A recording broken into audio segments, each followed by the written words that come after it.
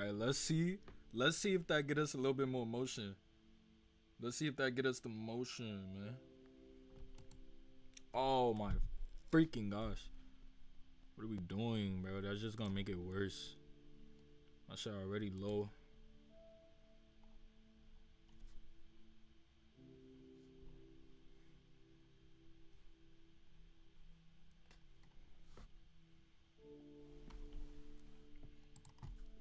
That's how we start up. Let's see if we could pull. Let's see if it was the thumbnail. Maybe people would join. Look at this stupid shit, man. Hold on.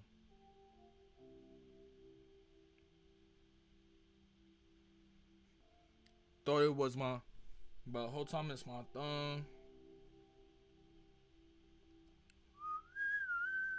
Okay, we got a little thumbnail. Okay, that looks more appealing. Like I would join that.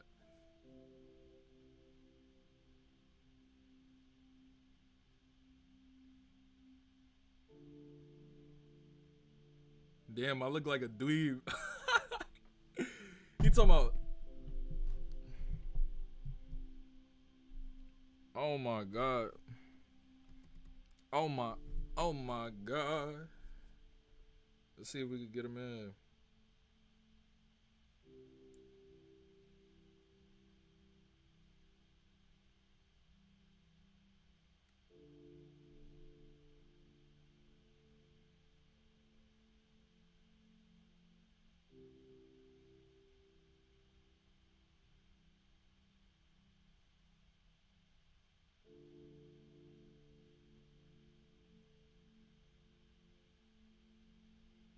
What do we do, man?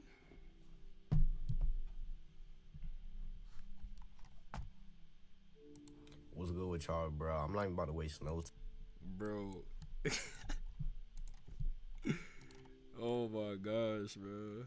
I can't be the only one that see this. That's why I don't want to play it, bro. I don't want to play it. I can't be the only one that see this, bro. Let's listen to some vibes. See if we can get some people in here, man. See if we can get some people in here.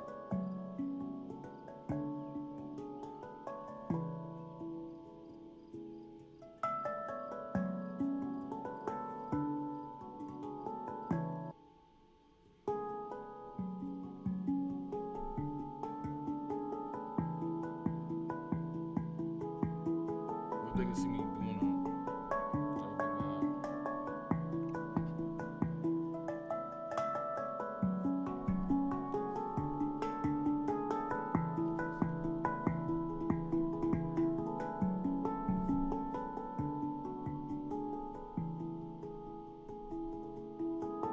Where can I share this? See, this is the cons of not fucking with nobody, right?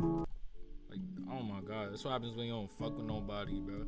When you don't got the socials, you can't even say your shit out. I can't even post like, yo, I'm live. This shit roll off the muscle, right? Bro, I wanna pull this video up, but I wanna see if people join this shit, cause bro, look at like what? Hitting a car 100 times? I'm gonna start this bitch. I don't even care. Like this shit funny as fuck. Like this is bro, this is Mr. Beast level. Like what do you mean hitting a cart 100 times, gang? What do you mean? Like what? Bro, I'm not even about to waste no time, bro. I'm about to challenge myself to hitting this jump. Like it's a challenge to him. Like he think this shit a joke. I'm not even about to make no cuts or nothing, bro. First we gonna preheat it. Hold up. It's preheating right now, bro. I'm about to hit this jump 100 times. Like no he talking about I'ma challenge myself, bro. Like this is like how is this a joke, bro? This is serious. Right now, bro. This is Mr. Beast level. No cuts. This is the hood Mr. Beast. Straight like that. Mr. Beast used to count to like 1 million and stupid shit. All right, without in the cart 100 times, bro. Hit. What?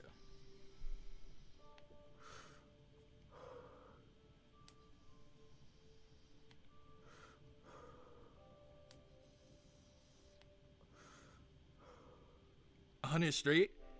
That's nuts. That's actually nuts. 100 straight is actually nuts. 5. He talking about 5.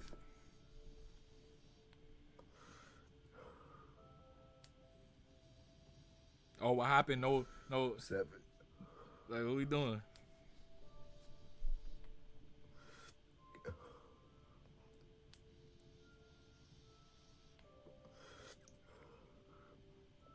Nine. 10. All right, I'm about to take a break right there. Oh yeah. Okay. No cuss or nothing, bro. He's human. He's human. All right, that's 10 hits, bro. 100 times is crazy, bro. I'm already feeling it. I'm not fried, but I'm feeling it for sure. Bro. All right, next increment.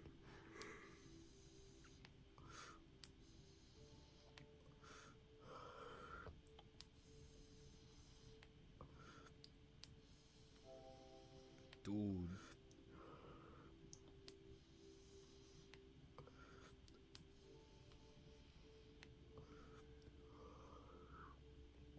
It's like 17. I wasn't counting.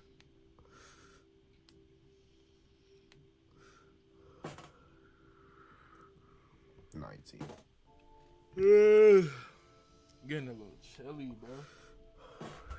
20. Damn, what a robot. Good lord. 3? Could. It's 3 in, bro. Bro, this dude doing some Mr. B shit. Like, if you just got in here, he's doing some Mr. B shit.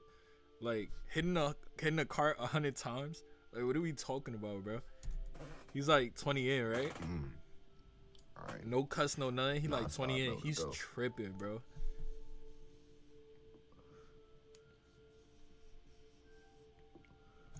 But low-key speed it up. Shit, 12 minutes. 14. Like, how I raise it? It's no range. What you mean, bro? I'm thinking that's like 25, bro. 4? What's 4? But I get 14 from, bro. I'm wild past that. I need premium 26. to speed my video up. Are you serious? Dude, what? Whatever. 28. 28. At what point do you just start like losing your shit? 30. Like, his insides is just weed smoke at this point. Like, it's just like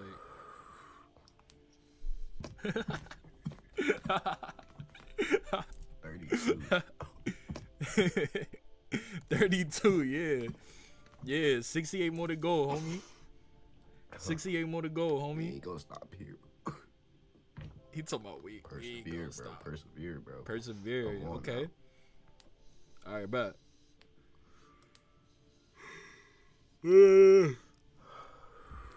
Bro, if I had the robot weed, I'd do this challenge with him. If I had the robot weed and I have viewers, if I have viewers in this shit, I'd do it with him. Quote me on that. 38. But I wouldn't make it. I wouldn't make it to no 100, bro. I'm being honest. Like, if the right amount of people in the 40. chat, I'll probably do it. Cause I'm gonna be gassed up. I'm gonna be so gassed, like fuck it. He just 42. dolly, like, yeah. You almost halfway there. Oh my god. God, wake up. At least he ain't doing no 44. blinkers. 100 blinkers, he would lose his shit. 45, 6, 46, 46. Jeez. This is absurd work, bro. Who you telling? Jeez, bro. Nah, if you got a cold, bro. You can't hold that shit. It's gonna hurt. You can't run from the cold. Oh my gosh, chill out. 50. Let's fucking go, bro. Halfway there, man. No time for games, bro. No time. All right, we 5 minutes in. 50 in 5 minutes. 5 more minutes. We'll be at 100. Let's go.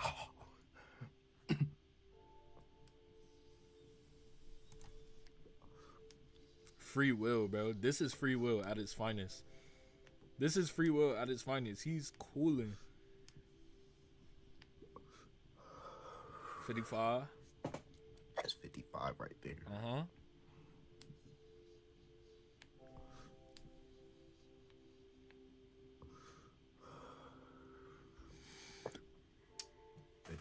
Seven, 57.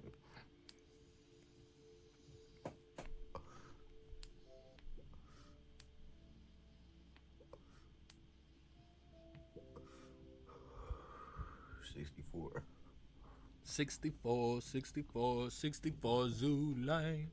Niggas don't know about that. That's Trench TV.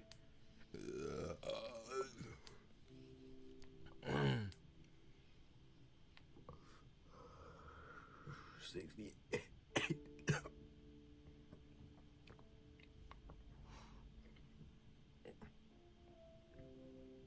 Bro, 68. I think it's 70, bro. We're going to 70. I don't care. 70 is where we're at right now.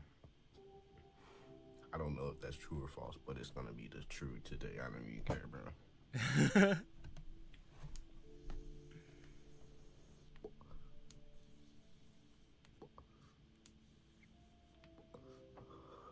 73.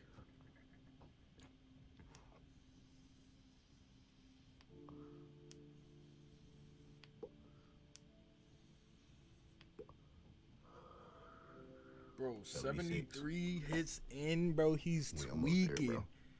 We almost there, though. Jeez.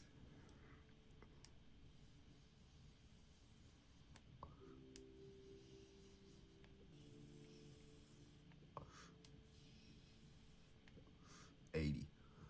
Oh my gosh. 20 more, bro. 20 more. See, 20 don't seem that bad when you 80 in.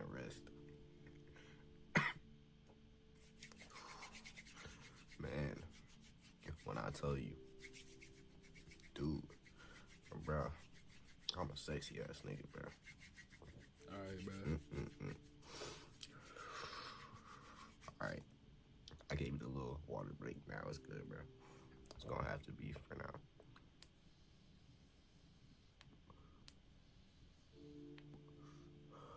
$82.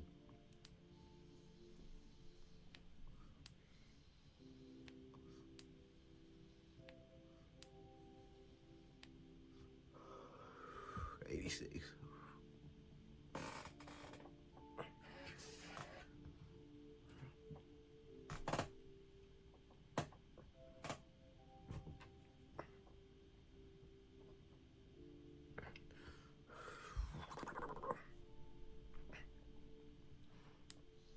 Perseverance.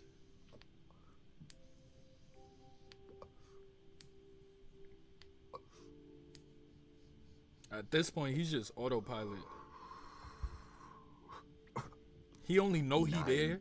He only know he's there because he's looking in the camera. 90, bro. That's 90, his only proof of him being there right now. Like him, he's gone. But because he could see himself in the camera, he knows he's there. He's gone. It's over. Can't quit now.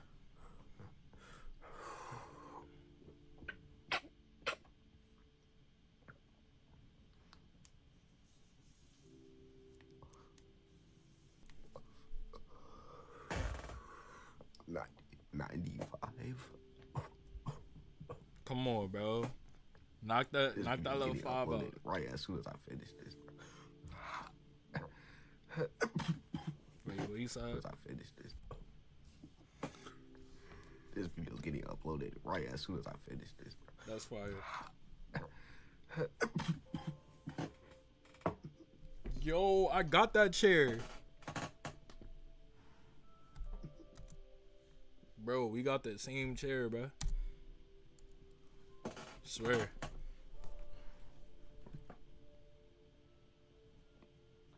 Come on, bro. Just finish this shit.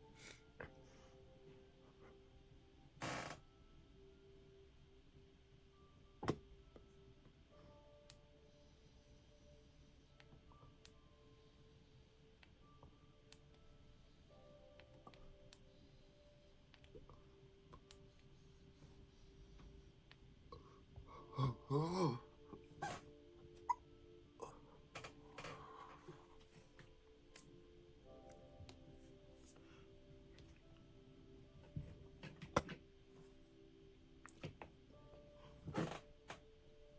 down? That's tough.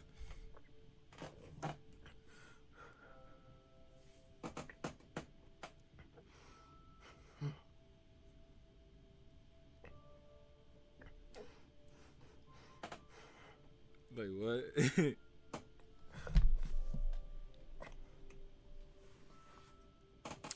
100. I'm out this bitch, bro.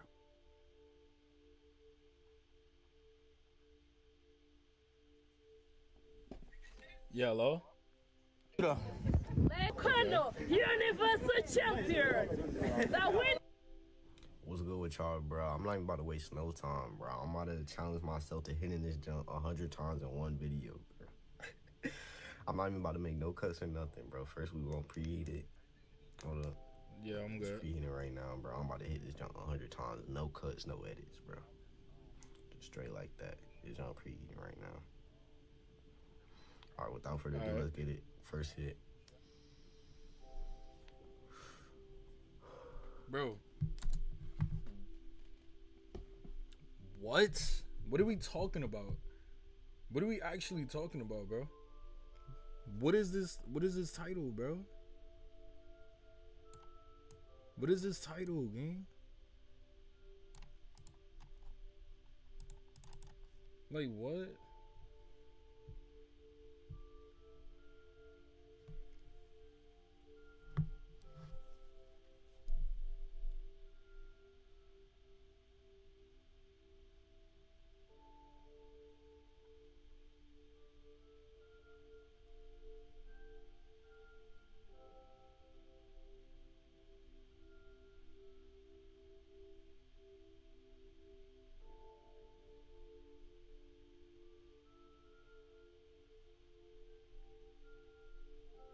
Bro.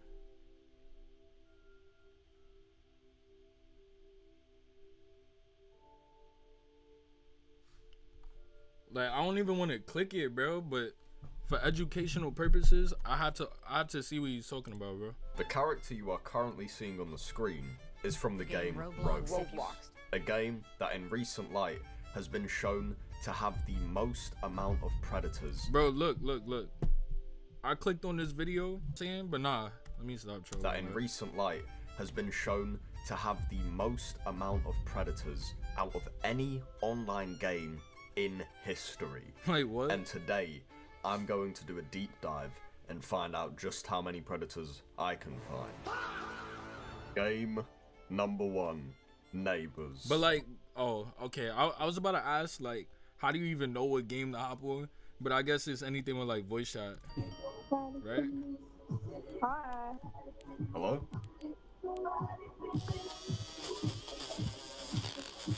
Yo, wait, what?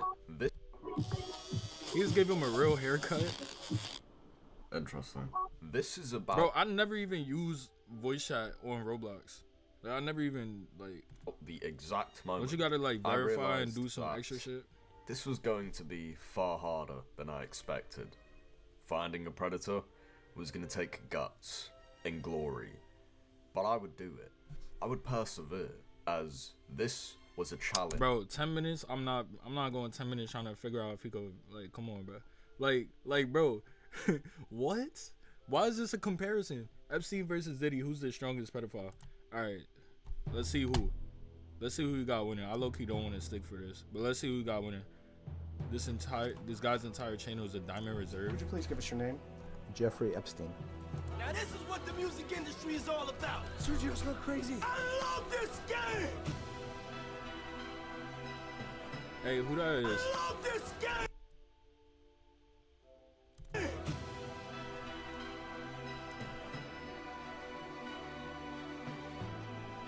Yo, ain't he on the $5 bill? I'm tripping. No, cause that's a president. Who is that then? Not Abraham Lincoln. Fuck. I'm a dweeb. What bill am I thinking about? Is it the 20? It gotta be the 20. No way, right? Yeah, it's the 20. This ain't him? I'm tripping? Epstein is on the $20 bill? That's not Epstein. They got different noses. Who this is? Andrew Jackson. I'm a dweeb, bro. That's kind of bad. That's kind of bad.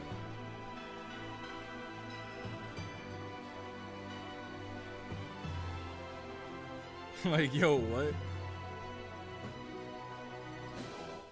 Like, is this a project? Good morning, everyone. The Battle of the Ages. And welcome to the year 2026.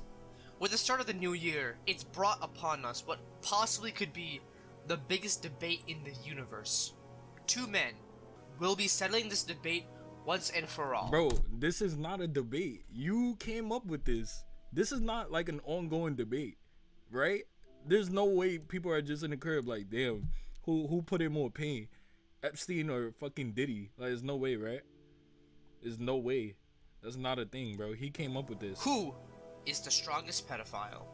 On one side is Jeffrey Epstein, a man with many connections, his own private island, and stories of sex trafficking and mystery. Bro, how do you beat that though, bro? Bro got the whole island. Why the fuck did you go to that island? Why the fuck did you go to that island? Bro, I'm gonna share this shit out. See if I get some blout. How am I gonna get a little bit of blout?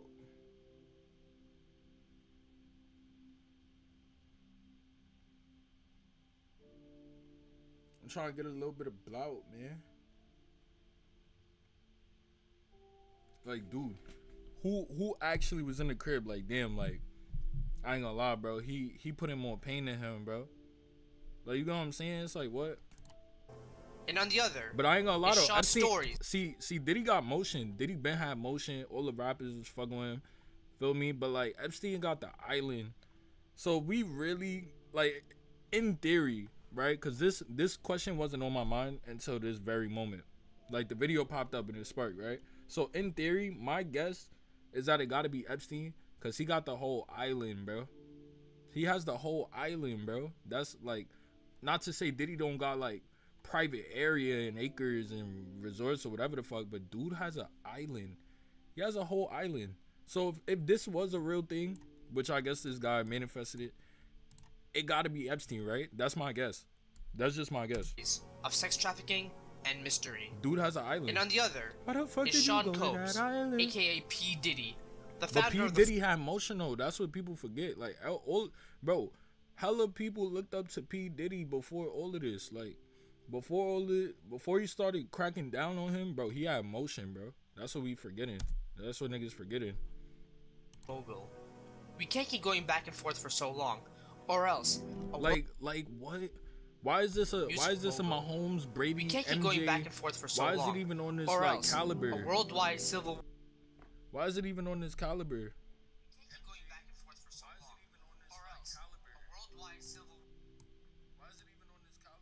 War may ensue. So I'm here to answer the question once and for all. I will be analyzing each pedophile into 5 categories: strength, speed, durability, intelligence, and abilities. Whoever is better in a specific category gets a point.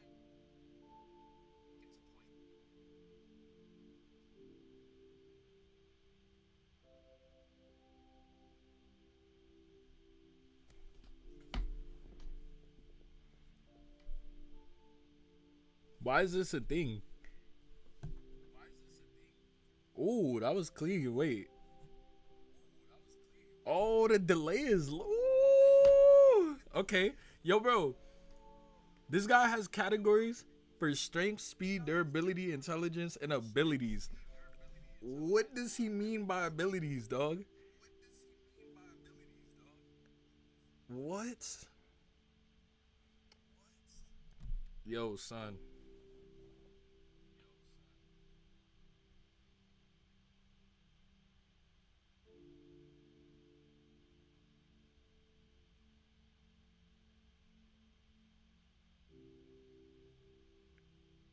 What?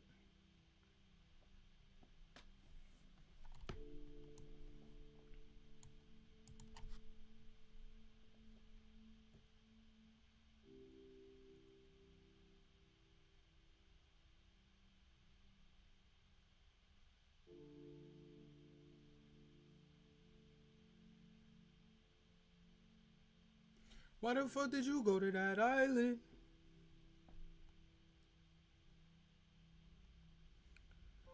Why did you go to that island? Why did he go to that island?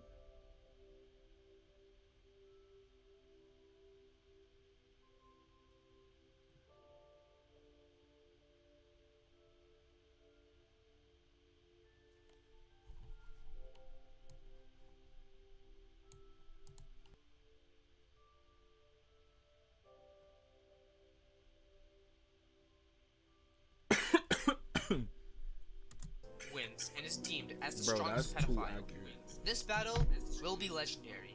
It will be talked about for years to come, and the victor will be remembered for the rest of the universe's lifespan. Let's first begin with the first category, strength. Looking at the two, Epstein is recorded at 6 foot, while Diddy is 5'10". Oh, so he just... Okay. However, we have seen video evidence of Diddy's physical capabilities, and we can see that this guy is no pushover. He is very violent and will not show anyone any form of mercy. However,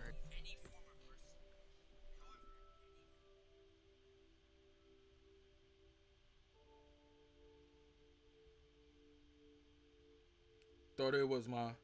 But whole time it's my thumb.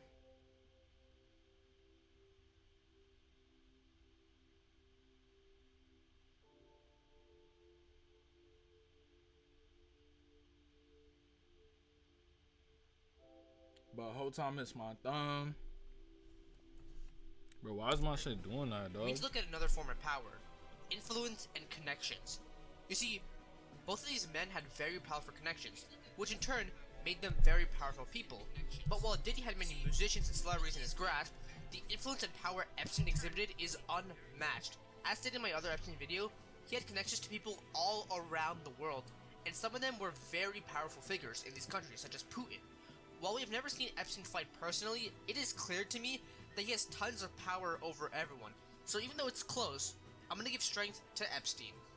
Now in terms of speed, this one isn't even a competition. Even though Epstein's feats of trafficking children onto him, but two, and more importantly, is his control over oil. This oil is a huge advantage for Diddy. Bro, why did he mention it? Why is he mentioning baby oil like it's some type of bending? Like he has oil bending or something. Like what? He has control over oil. As he's able to reach blinding speeds. You can practically Blinding compare his manipulation speeds, of oil to a bro. master waterbender in Avatar. He could essentially cover his feet with oil and skate around like Shadow the Hedgehog. Now, Epstein is no slowpoke. Like I mentioned before, he was able to transport tons of children and people onto his island undetected for many years. However, you could say that he had help from his powerful allies, which in turn would make this feat more of a strength feat rather than a speed feat. Like, what do you mean this feat, bro? Like he's comparing this shit in like anime terms. Like he's so dead ass. Like yeah, these are his feats. Like dude.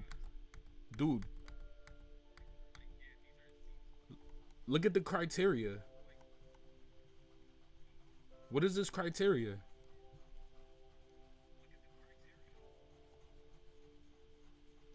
This is so bad, bro.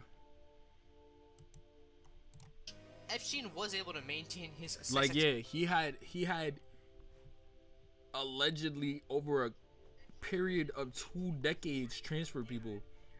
Like bro, activities on his private island that's for a feat. decades. And while that is impressive, there's two fatal flaws when it comes to his durability. The first His has to do with the fact that durability, Epstein dog. Like what? killed himself only 1 month flaws when it comes to his durability.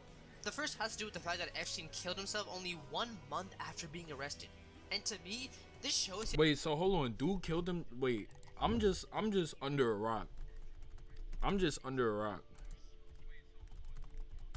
I'm clearly under a rock. There's no way, right? And he died 2019, and we're still on about this shit.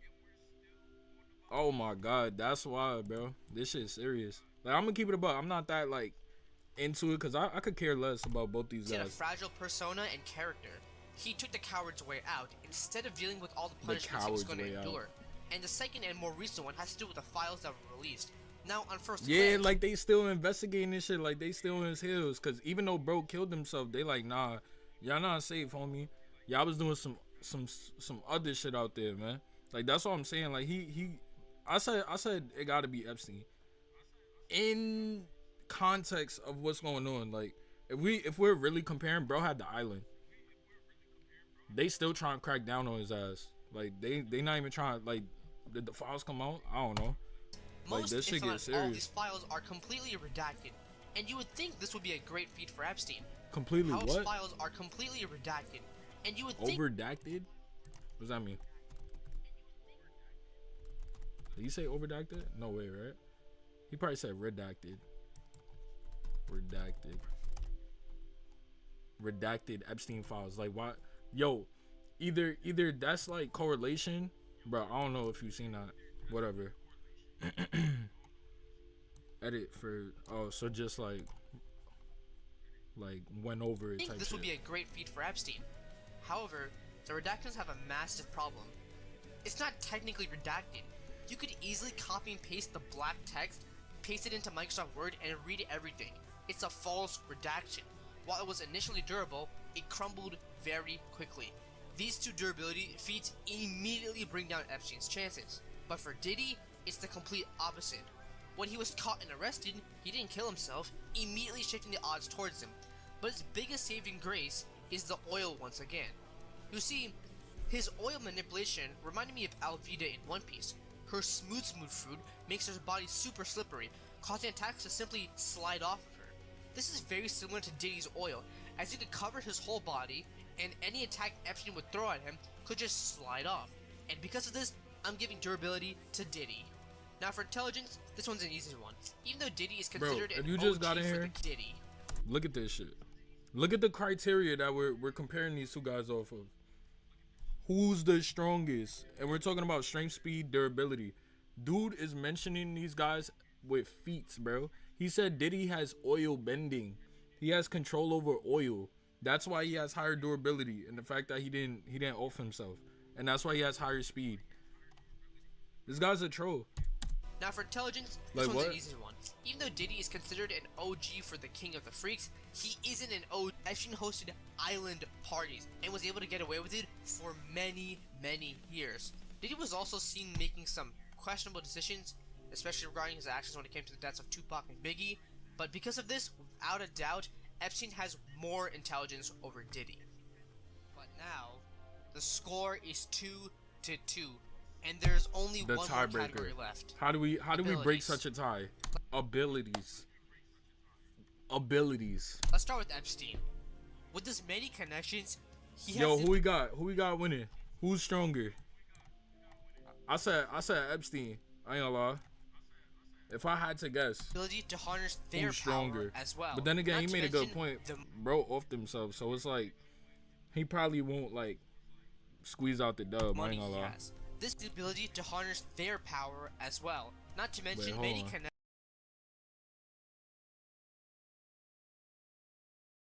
connections. He has the ability to harness their power as well. Not to mention the money he has. This could come into play How their much money he power had? as well. Not to mention So at the time of his death in August 2019, Jeffrey Epstein's net worth was estimated to be between 560 million and 600 million. So obviously they're gonna say Diddy's, but let's just get a head start. Diddy's net worth. Mind you, he died in 2019. Diddy is still alive. So Diddy got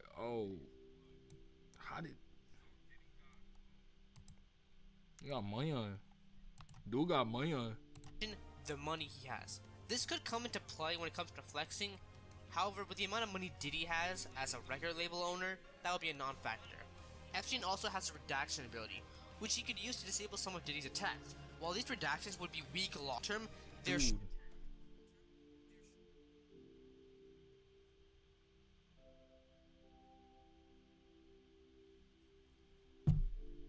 short-term versatility would be amazing. And considering how much the files were redacted, this means that Epstein could spam the fuck out of this ability. But Epstein has one final trick up his sleeve, and that is harnessing the power of the island. This ability causes Epstein to absorb all the sins that were committed on the island to enter his final form. During this form, his strength, speed, and durability are all massively increased. His redactions also get stronger. However, this woman is on a limit. Due to Epstein's fragile... Bro, there's no way I'm the only... Like, obviously people seen this. It's no way... Like, bro, what? First day of the year and we already got pedo scaling. Alive internet theory. Competitive pedophilia. Like, what? Literally, like, what? Bro.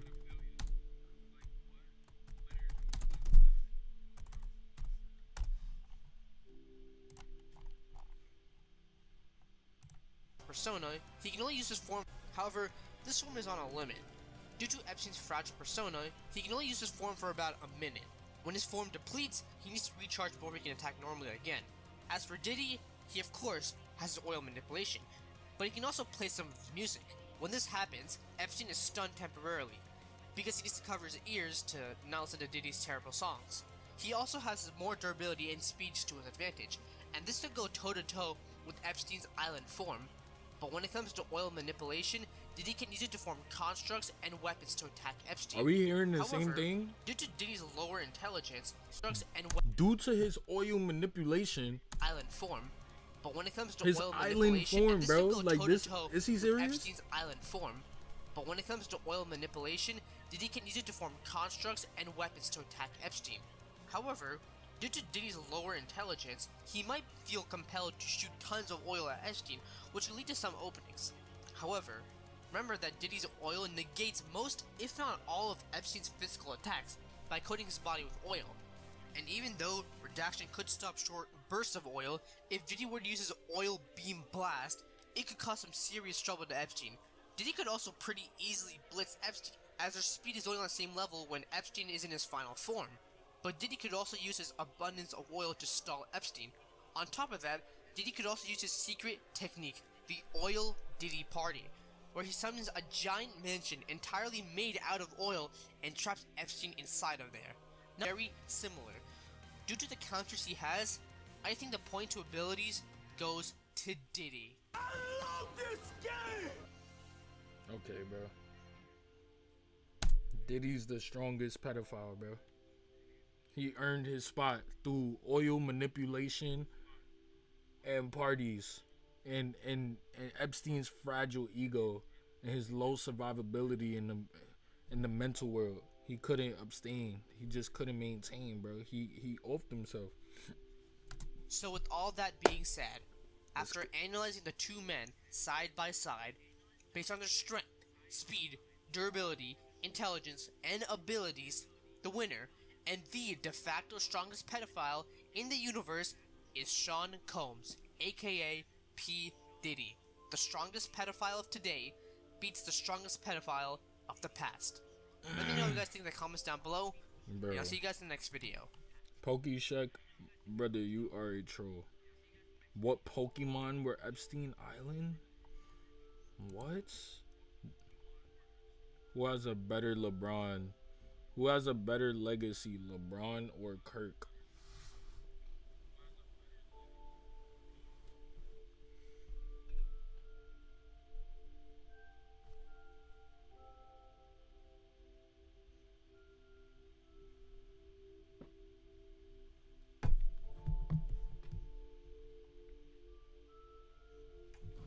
I don't fucking know. Pokeshek. LeBron James or Charlie Kirk, who has a better legacy? Let me think. It got, like, come on, bro. It gotta be Brown. It's just Brown. Why is this even a thing? How does he conjure?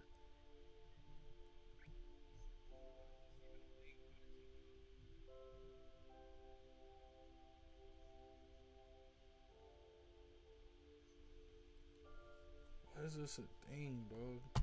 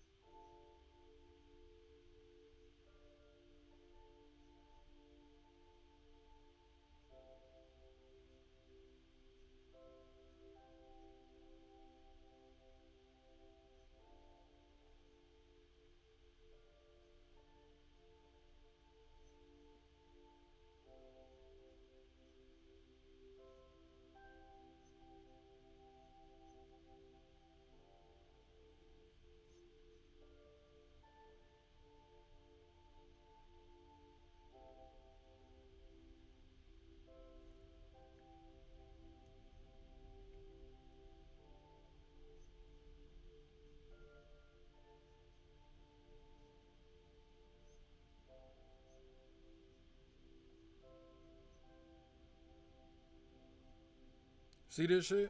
Who has a better legacy, LeBron or Kirk? LeBron James or Charlie Kirk? I fucking wonder. I wonder, brother. Legacy. The word legacy means the long-lasting impact of particular events, actions, etc. that took place in the past or of a person's life. One's legacy Damn, determines son, their he playing the place- banking on me track. I ain't heard that shit in a minute. I ain't gonna lie, I'm about to play that. She banking on me on the bank. I spank, she let it get spanked. Young bachelor, we let it rest. Young bachelor, we let it play. That's pain, bro. Bro, that's pain, bro. Why he do that? Like that's the thing. Like, this dude, he's a troll, but like, he's low key hip. Like LeBron or Kirk, but he throwing this on. Like, he fake. You know what I'm saying? So I ain't even watched a vid. Bro, this is pain though. Like, what you said? So when you first start meeting a person and you start liking them and shit, like, the vibe be good. Mm-hmm. But you want it to last. Like, you want the vibe to last. You want to spread it out. When I go out Spread of what, town, Gunner? it give us a little time to come back to you. I be missing. Damn, he going state, city, state to state. It's just, that's just how I go. Alright, bro. Low key. Cut here. Is she? Damn, bro. I gotta get tatted, bro. Not for that, but I need to get tatted, bro. Alright, get my VC up. Tell you, I get my VC up, I come in this bed like Mellow. Metro Boomin want some more, nigga. She banking on me on the bank. I smack her, she let her get spanked. I tackle a bitch, let her wrestle. Young bachelor, we let her. So come out when I move the drapes. Know my move when I grab your waist. Know you fucking a man that's made. Hey, keep it low key, she ain't out to fame. No, she ain't out to fame. You ain't like that old I used to be fucking. You don't have nothing the same. Don't care about no cuffing, you wanna keep busting it. Don't let me know when you came. I love you in so many ways. Alright, let me stop trolling. Let me get back to it. With you, I can never be shamed. And I usually never say nothing. Oh shit, look at me today. on someone and remember how much they did for all of us. And in this video, I will be analyzing the legacy of two very important figures in the world.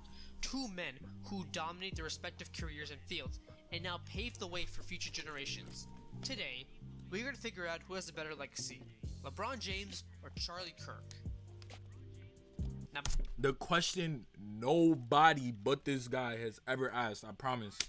Nobody's ever asked this question but this guy. before I move on, I do want to make a quick disclaimer, and I'm pretty sure you guys already know why. Yes, unfortunately, I don't know why. With this guy, I'm gonna keep it a buck. He's so unpredictable. I have no clue why you would introduce a disclaimer. What? I am making a video about LeBron James. I know nowadays talking about him is very sensitive, and comparing him to the man, the legend, the GOAT, that is Charlie Kirk, might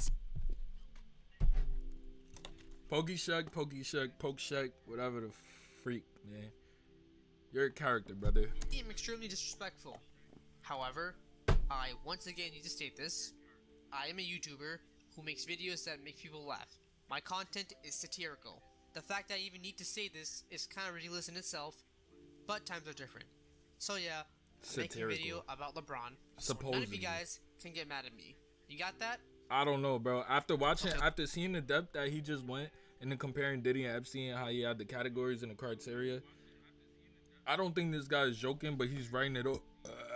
I don't think he's joking, but he's writing it off as satire. I think he's dead ass. I think this guy right here, he's dead ass. Like, he's writing it off as satirical. I think he's dead ass. Okay, let's move on now. Before we begin, I think we should first give a quick background check and history lesson on the two men.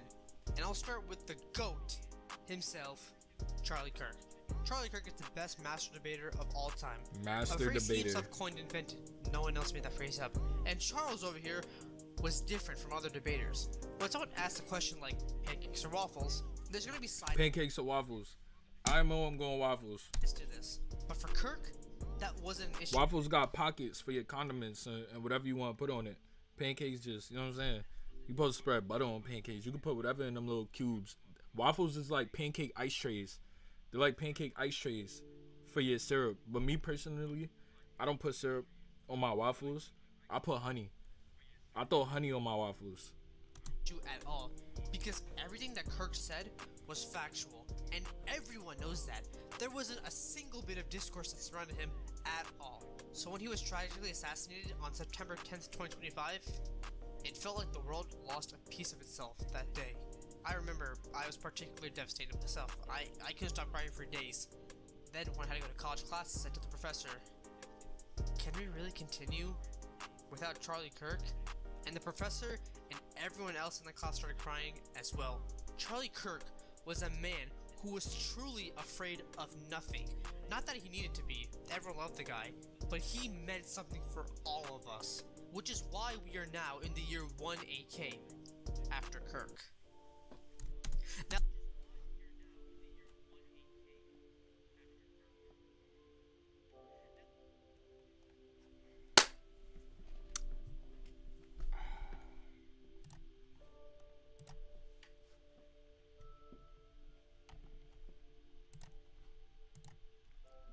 Yo, this dude just said we're in the year 1 AK after Kirk.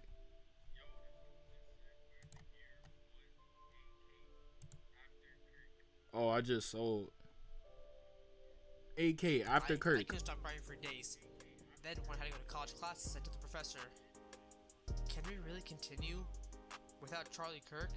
And the professor and everyone else in the class started crying as well. Charlie Kirk was a man who was truly afraid of nothing. Not that he needed to be, everyone loved the guy, but he meant something for all of us. Which is why we are now in the year 1 AK after Kirk. Now LeBron on the other hand, man, this guy fucking sucks. Instead of being someone that actually has value to the world, he's a fucking basketball player. Who the hell cares? Everyone can play basketball. Why should we care about this guy specifically? Oh, what? He's won 4 championships. It's the NBA's all-time leading scorer. Tons of MVP as fuck. There's nothing attractive about this man. But Kirk, on the other hand. So to begin the legacy battle, let's first go balls deep into the most important topic: knowledge. Now, as you guys know, I am a philosopher, hailed as modern-day Socrates, as stated by the kinds of videos I post on this channel. Socrates, my mind is really rivaled by Quanos, and I have been in this field for over 50 years, even though my license says I'm only 19 years old. So I find what others have to say to be very important. And when it comes to Charlie Kirk, I am honored to say that I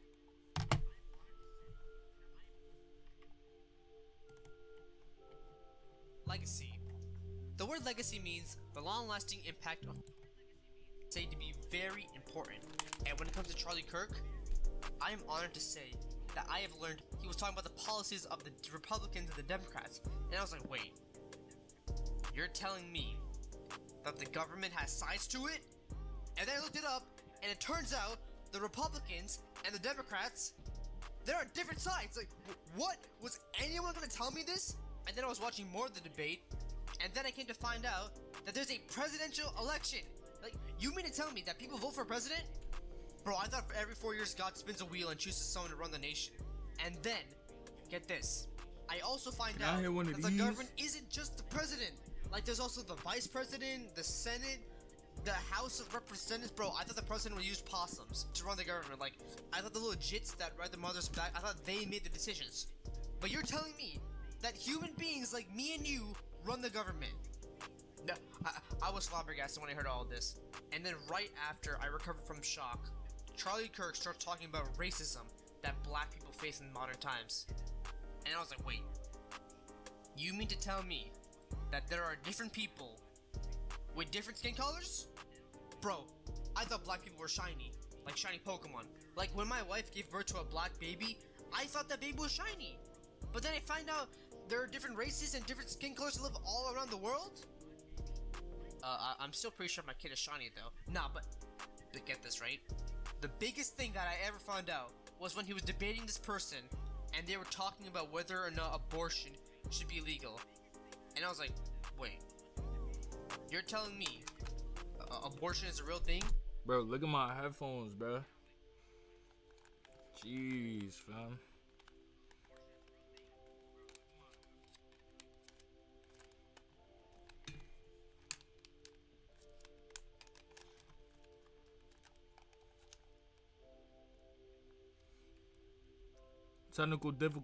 Physical difficulties. One moment, man.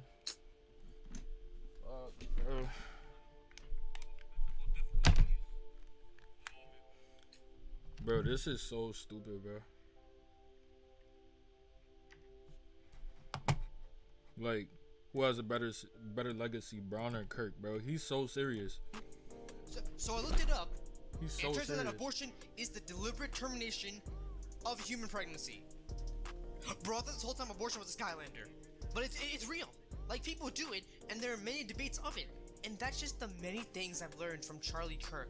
And I couldn't have learned this information from anywhere else if I didn't watch the debates. Like, this man just radiates and oozes with knowledge all around him. Like, if you were next to him, you would gain knowledge. And I also imagine that if you were to make, like, a hole in him, then knowledge would start to spew out, like how water spews out of a water balloon when you poke it. So like, why that knowledge like, ain't come out I'll his say neck? this, if you made a hole like in his neck, then knowledge would start spewing everywhere. Now, LeBron, on the other hand, he's a completely different story. Let me remind you again, this man is a basketball player. The fuck am I gonna learn from him? Everyone's always talking about LeBron's legacy, like, how is this gonna affect LeBron's legacy? How is that gonna affect LeBron's legacy? This guy plays fucking basketball. He throws a ball into a fucking basket. What am I getting at with this? It's in the fucking name. Basketball. This guy has taught me nothing. Man, I swear I'm getting stupid talking about this guy. Let's just move on to the next point. So we've talked about knowledge. But what else is important when talking about one's legacy? Well, the people who spoke greatly of that person. Because through their voice, one's legacy can be spread all across the world. And when it came to these two men, tons of important voices had many things to say about them. And for Charlie Kirk, he had possibly the greatest voice to say great things about him. The greatest artist of our times, and even in the entirety of the universe. Who said something? Tom McDonald.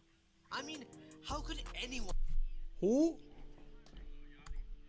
Of the universe. Tom McDonald. Brother. Who is this brother?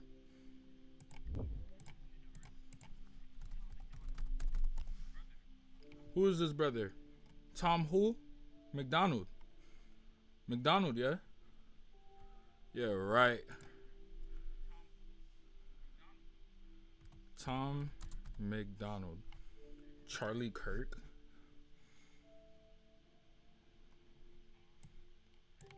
Right. Let me see if he know bull. I don't care if you black, care if you white, care if you left, care if you right, care if you straight, care if you gay, long as you wave an American flag. Don't care about your gender, don't care about your race, don't care about your politics. So he's just heavy on his American shit. He not fucking with the other countries. Bro, Lil Baby did it first, bro. It's bigger than black and white. It's a problem with the whole way of life. We can't change overnight, but we gotta start somewhere. Baby did it first. I ain't fucking with Tom McDonald. He's trolling. How could anyone not be enamored by this guy's music? He is the greatest person ever to touch a microphone. Everything this guy says will bring everyone to tears. And when he dropped Charlie, yeah, he brought me to fucking tears. I remember listening to the song for weeks on end. It's such a beautiful tribute song. And it clearly isn't a song that capitalizes on the death of someone. It definitely isn't. And I would know. I spent over 2,000 hours of my life listening to Tom McDonald. And I can tell you one thing. There is no other person on this planet all right, bro. that could make a I don't even know why I'm still watching this dude, bro. He's obviously trolling. Yo, I started off, yo, my name is Shady, his name is Proof. Yo, we used to have a roof up on my house, but now we had a mouse that ate the cheese out of the fridge. Didn't want to admit that I was on welfare when I was 3, plus when I was 4, My mother used to leave, she used to always slam the door and say, goodbye, goodbye, Marshall, I'm leaving, I'm single, and right now I'm going to mingle and Yo, I need a bingo. back scratcher, Yeah, dog. see you later, alligators, what she said. Then I would always stay at house freezing till I'm dead, cause it was cold inside the house, we never had no heat. Your proof used to come Yo, walking talking up. about heat, I need some coolant. I need some coolant, bruh.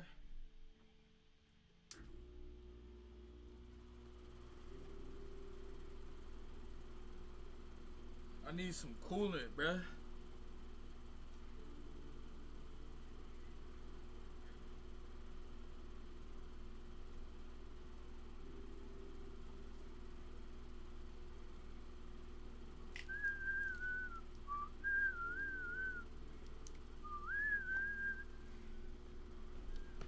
Every time, listen, I don't know who it is, I don't know what it is, but every time somebody join, shit, but that could be exploited. Cause what if the same person keep leaving in and out? I mean, shit. I'm up for the challenge. Who?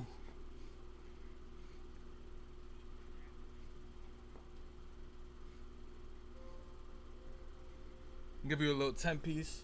You know what I'm saying? Just in case you try to exploit and join in and out. But whoever joined, you feel me? You know what I'm saying? Right up the street and be like, yo, what up, M? How you doing? I used to be like, yeah, man, it's good to see you, dog, but my life's ruined. Cause my mom just left. She left my brother Nate, and I hate the fact that we never had no food on our plate. So then Proof said, what up, M? Yo. So I said, Proof, won't you come in? Yeah. Come in, one time for that. Tango and Cash, Kane and Mango and Blast. Together, tougher than Alcatraz, prison bars. Driving foreign cars, yes it's me. Then my man Compadre, black and white and ivory and black ebony. They can't step to me, weaponry is heavenly. They can't see us in the 313 vicinity. Hey yo, M, ha What ha up? ha ha. Ha ha. I come in like, ha ha, I'm ill like, nah. And y'all don't wanna see me cause I'm ill with the skill and I get real. And I always keep it real when I build my garage back after it just got burned down. Sorry that my parents weren't always around, but it was really hectic growing up, but now I'm blowing up, so it don't matter. Every show I do, I'm always showing up to the club, drunk as what? Can't say that on MTV, but remember little old wimpy me who used to always dream me be on MTV? Now you can't see me. I know you remember that rhyme. Hey, wait a minute, yo, check it out. I'm about to flatline. Pass the mic back to Proof. Cause we get loose, we drink gin and juice, sip it cause we always raise the roof. Hey yo, we all up in your sight like cataracts. Me and M tag team, beat any y'all on some battle rap. See us next time, we stripping on your Cadillac. How you like that when you down like a battle axe? I'm down like a battle axe, I got a fatter axe to smash and I smash the cataracts. Cause I'm Cadillacs that I be driving when I be high up. Now you can't see me cause I'm reviving and surviving in the D every single day in Detroit. If rappers wanna step to me, they better get to the point, cause they don't understand the way that I do it. The fluid that I be spitting is never written, cause I'm always bitten. Hey yo, we make your neck crack like a snare pop. We're fresh and they're not. So give it up, don't even do this, you're whack. In fact, you get flatlined, you need practice. We stick you like a cactus. No, you're not a guy, you're an actress. In fact, this is my address. This is my old address. I'm called, the street calls Dresden. Yo, dead presidents is what I'm resurrecting. Gotta say what's up to Desmond and J.O.B. But yo, they don't help me do a thing. They never did. When I was a clever kid rhyming, I always used to go to school and climbing. The back, baseball diamond. Hold up, hurt, shoulder, piece of Kirk. Loader. Yeah. For doing an interview in a minute or two, we gon' enter in you. In the nude, when we intrude. Don't mean to be rude, but yo, what's up, dude? How you doing, MTV? How you doing, Kurt? How you doing, everybody else in the world? You're getting hurt by this freestyle that I be coming up with, erupting and kick your mother in the tummy and in the stomach. Hey, yo, and all this we just done is freestyle. Don't touch that dial. Yeah. Hold it right there. I'm your worst nightmare. Wiping diapers on my high chair. What? Yeah. When I was this big, now I'm still bigger, but I'm skinny like a twig. Yeah. Skinny little white boy. Growing up, I like noise. I spike punching like. Hey, yo. Everybody look for us to follow. We thrust the bottle, thrust the throttle, bust the bottle, over your head, train your thoughts just like custom model. Your guts is hollow, back up, poof and M. And all them whack MCs stepping to me, you say nan juice. Just remember that I hate you and yo, I can't stand you. Yeah. Bye bye, goodbye, good night. Bye bye, good night. Bye bye, good night. Bye bye. What I gotta do to get through? I'm super innovative and I'm motivated. Never stayed in mood, never demonstrated how you give a motherfucking feeling levitating, never faded, and I know the haters are forever waiting for the day to day. I feel to be elevated because there's no way to get them elevated. I make elevated music, you make elevated music. It's not hip hop, it's pop, but I found a hella way to fuse it. Oh, he's too mainstream, but that's what they do. They get jelly, they confuse it. They get jelly and confuse it. Become better, my nigga Kai, bruh. Schizophrenic episode on camera. First Eminem song ever. Oh my gosh. M. Brother.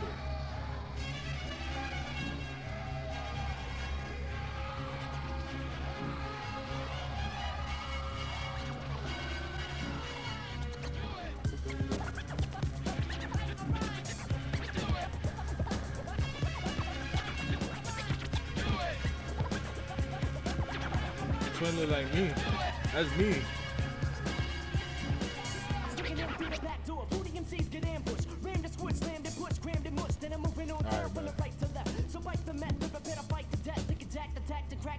Smack them through to your black and blue for acting true. I'm treading like a man whose hair is all strands. Who's better me sniffing on aerosol cans? I'm stomping, I'm kicking, I'm choking, I'm stamping, I'm clomping, I'm sticking, I'm poking, I'm clamping them. To electric tears and tightening bolts. Hit them with lightning jumps or lightning bolts. I'm zapping, rappers, singers, and dancers faster than you can snap your fingers for ransom. Cancers in the flesh, alive and breathing. Surviving by conniving and thieving.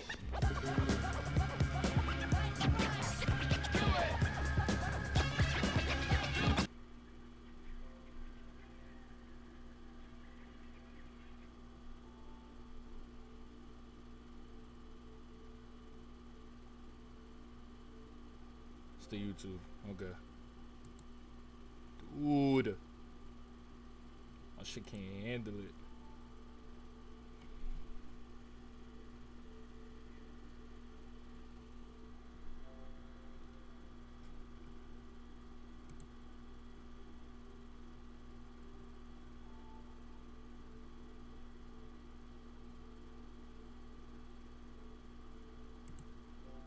I don't think niggas can stand it. Get the bready and then rubber band it. Ain't have a way, but I planned it. Forever my Uda, he's Spanish. We in that AMG full deep. I told MJ to speed off. Meet at the box like 12. Yo, brother Jock, I catch you this. That's Man, that. what a great. Oh, you I know catch him some going great kiss niggas him? in here. Book. This nigga like that? Cause I'm really trying to figure out. Let me do my background check. Go through your This nigga background. Man, watch out, bruh.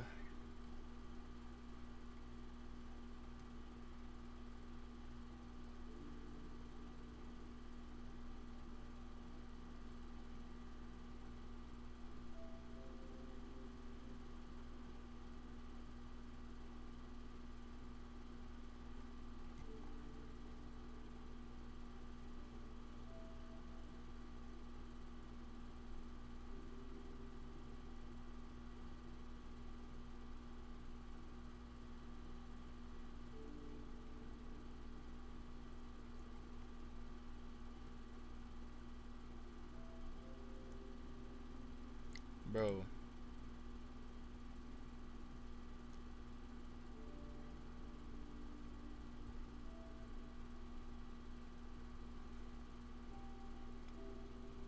Yo, Spyfall used to be so lit. Ryan Higa, GOAT. YouTube GOAT. YouTube GOAT right here. Dude plays Minecraft now, that's what you on. Hey, I ain't mad at you, bruh. I ain't mad at you, homie.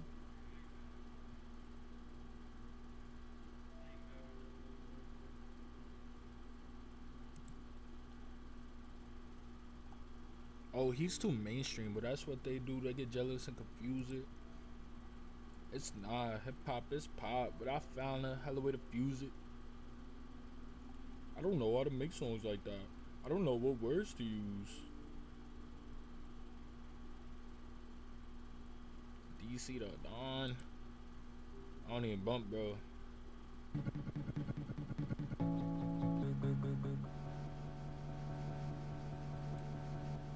Bro, all jokes aside, not cool.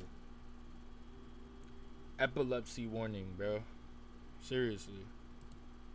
I can't feel a thing. Hold up, cameras flash, paparazzi can't see a thing. Like, where you from? The D South, you don't fit them jeans. The true religions don't tell the truth. The fly shit that I have seen. I like the way you lie to me. I'll let you keep your privacy. Don't run to me, I need time to breathe. You can never be the realest shit that I have seen.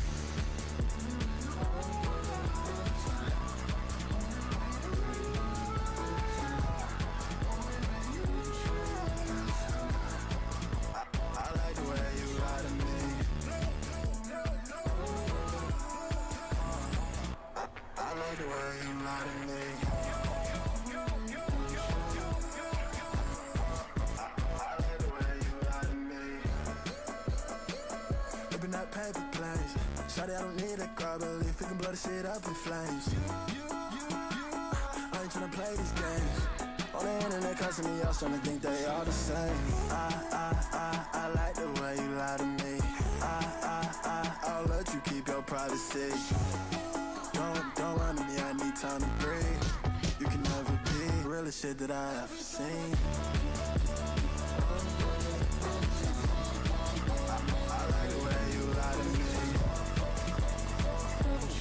This I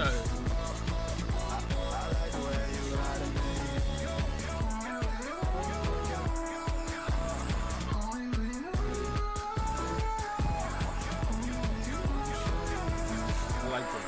I like it. No, I'm not about to get up and dance. Gotta turn down my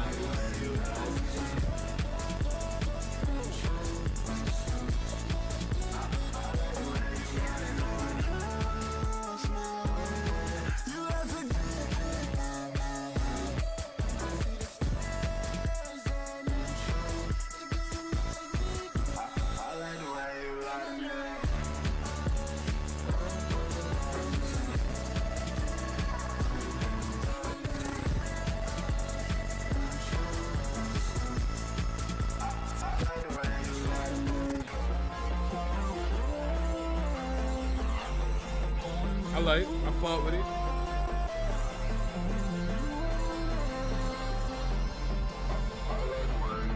Uh-oh.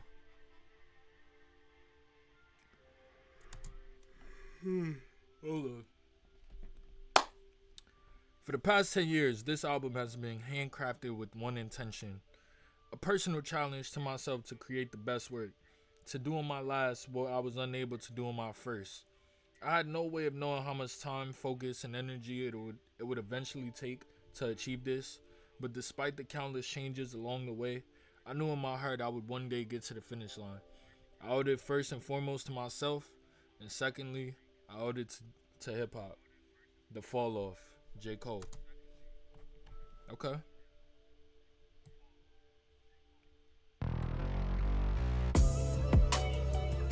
I don't know what the... Oh, that's what that is. What's this? I don't know what that is. Yeah.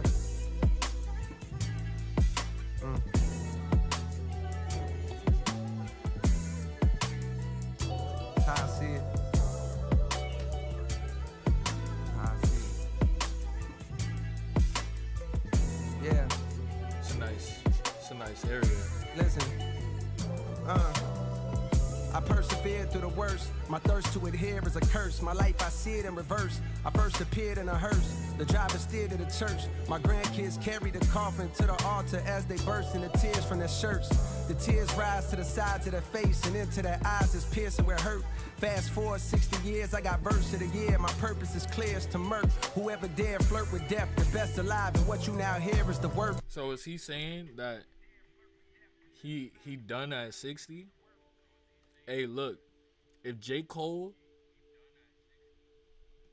at 60 know what I'm saying? The inspiration was rare in spurts, but when it's there, I'm immersed. My experience of being a parent dispersed. Watching my son disappear as I stare at his birth. And he returns to the womb, wifey stomach growing greater in girth. And then declining every time we come here to the nurse. With each day that passes, I can feel my career coming first. Do I?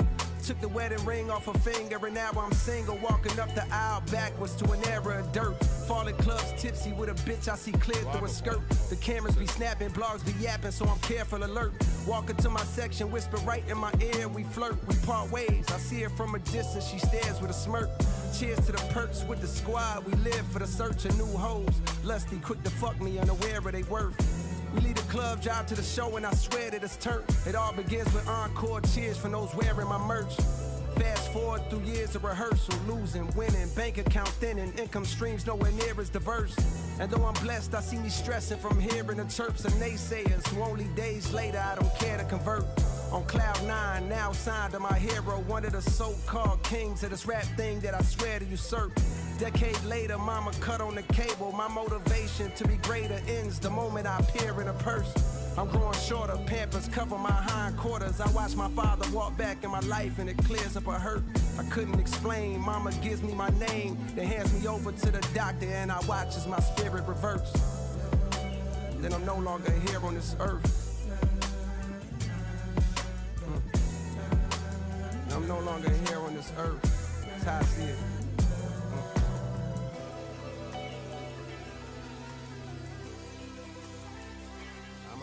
I'ma come in.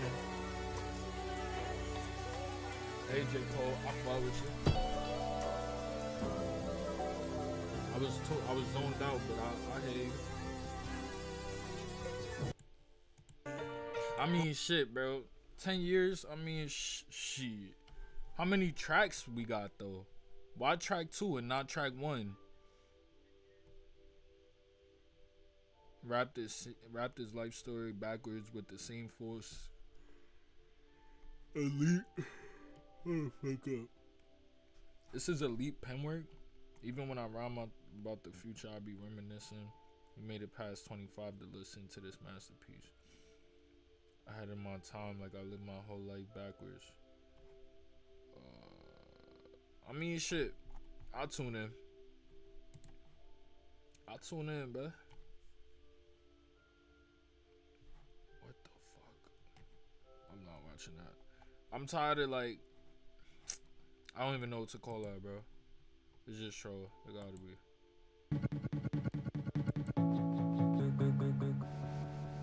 See, you gotta give a epilepsy warning, bro. That's not cool, bro.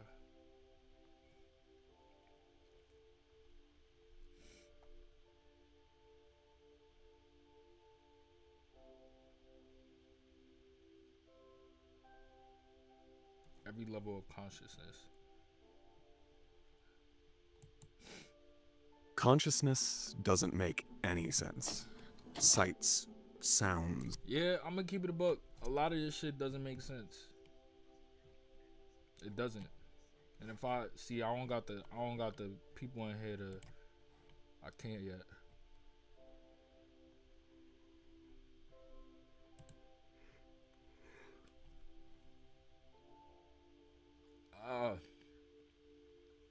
Oh my god, bro.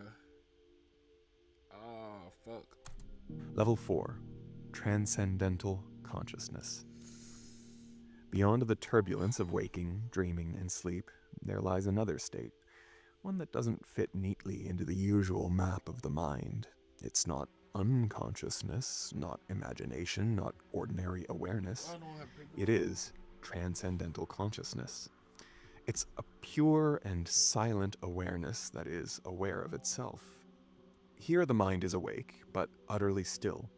Thoughts slow down drastically and then vanish. The body remains, the senses remain, but attention has turned inward, resting on the source of awareness itself. It's a state that meditators across cultures have described for millennia, the experience of being without doing, of awareness detached from the machinery of thought. In this state, consciousness is no longer directed at anything, it simply is. From a scientific view, something remarkable is happening. Normally, the brain's left and right hemispheres are somewhat asynchronous. Different regions fire independently and chaotically, especially when the mind is active or distracted. But EEG readings of advanced meditators show something different. The electric signals across both hemispheres of their brains start to synchronize. Their waveforms line up almost like musical instruments playing the same frequency. As the inner mind stills, so does the brain, and its usual chaos is replaced by harmony and stillness. Philosophically, transcendental consciousness is the first glimpse of the self beyond the self. The Upanishads describe it as Turiya, the fourth state, beyond waking, dreaming, and deep sleep. Buddhists call it emptiness, not because it lacks content, but because it lacks boundaries. Descartes said, "I think, therefore I am." But in this state, even thinking dissolves, and yet, I am remains. There is a profound simplicity to this awareness. It doesn't judge, interpret, or analyze. It just observes. For a few moments, the endless stream of thought that defines waking life goes quiet, and the observer realizes that they were never the thoughts at all, but the space in which those thoughts appear. Many describe the experience as a feeling of returning home. Only home is not a place, but a condition of being that feels more familiar than anything else. It's as if the mind has spent its whole life facing outward, looking for meaning in the world, only to turn around and find that what it sought was the one who was looking. In transcendental consciousness, awareness becomes self-luminous. The observer and the observed merge into a single existence. It's not an escape from the world, but the discovery of what remains when the world disappears, a consciousness untouched by thought, time, or form.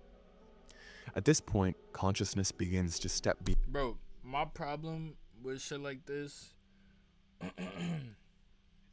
I'm gonna rebel. Like, I'm over here thinking of ways to rebel against what this guy is talking about. Just to pick his brain. It's like, who is this guy to tell me about the levels of consciousness? Like, brother, what level are you on?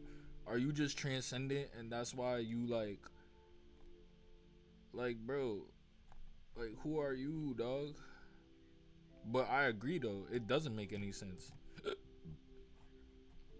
Consciousness doesn't make sense. None of this stuff makes sense. Nothing going on makes sense. But I have so much to say on that, but it's nobody here. So it's like, I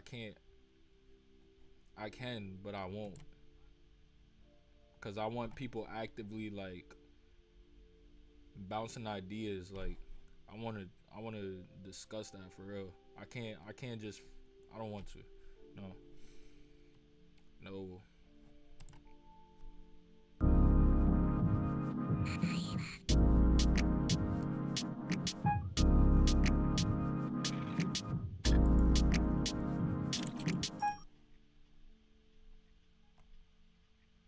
Oh my gosh.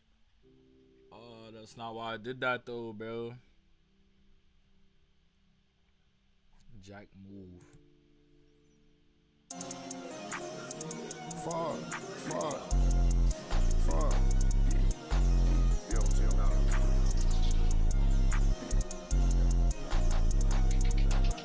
Sunset to get on motherfucking pack. No, we got all our motherfucking scrap. No, the laser got blicky hit up. Let the drunk it out down the reload.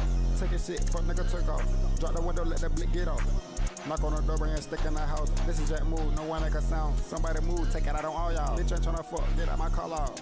Truck having bass, it bump. Trapped out of that place, it jump. Free my big brother out that case, he go home. Lil' laser get in no gang on 1-on-1. Where the stick motherfucker saying it's a timing gun.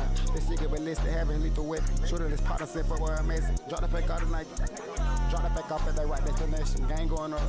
Fast going up in the right direction. Taking a motherfucking ladder, I up five. Swallow partner, we gon' rob you with buckshot. Look at your surroundings, check out your whereabouts. Drugs in that truck, we got blitz in that bitch. I'm standing on 10 for boy, standing on shit. My bitch pick that pack up and bring it to me. I'm blitzed, I still got Glock on ATV. Take your fucking strikes, your referee T. Bitch stab in the back with a knife, I don't reach. If it's smoke, you got smoke some villain. Short trying to kick in that door, I'm bailing. Sleep my throat, I be a rat, nigga telling. Run up on me thinking I ain't close your pack. These fuck nigga quit the switch, turn it back. Snatch that from your shit, can't find it cause it paper tag. Pull up on the shooter phone out of hand, caking that. I can sell a lot of rap niggas, they might swear. I jumped out of port, yo, I was a door. Shoot shit from deep, every shooter, I average of 40. Out of time, ain't got no weed, I no ported. Got it down bad, now I'm shooting at the bitch. Caught the fuck boy like it, now I'm shooting at this drip. Clip, I got extra clip.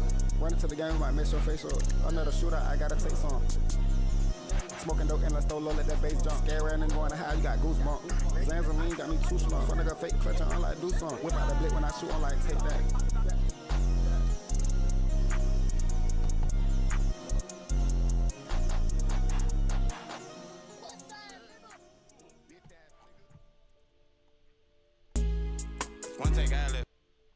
There is a tendency that I'm seeing more often in my work as a counselor.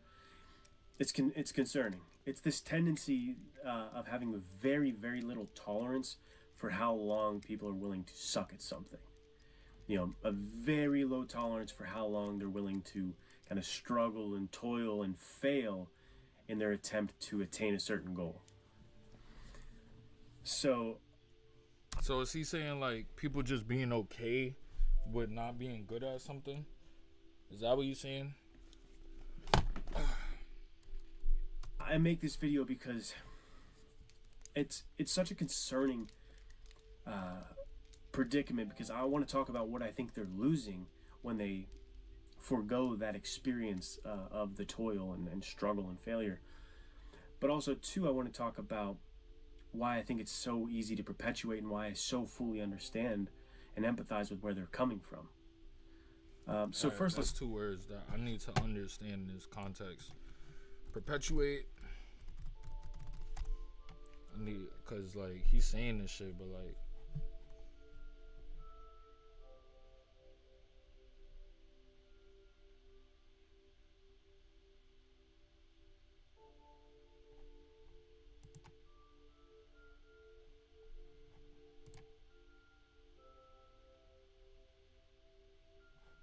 and toil sounds like soil and boil. All right, so what is he saying?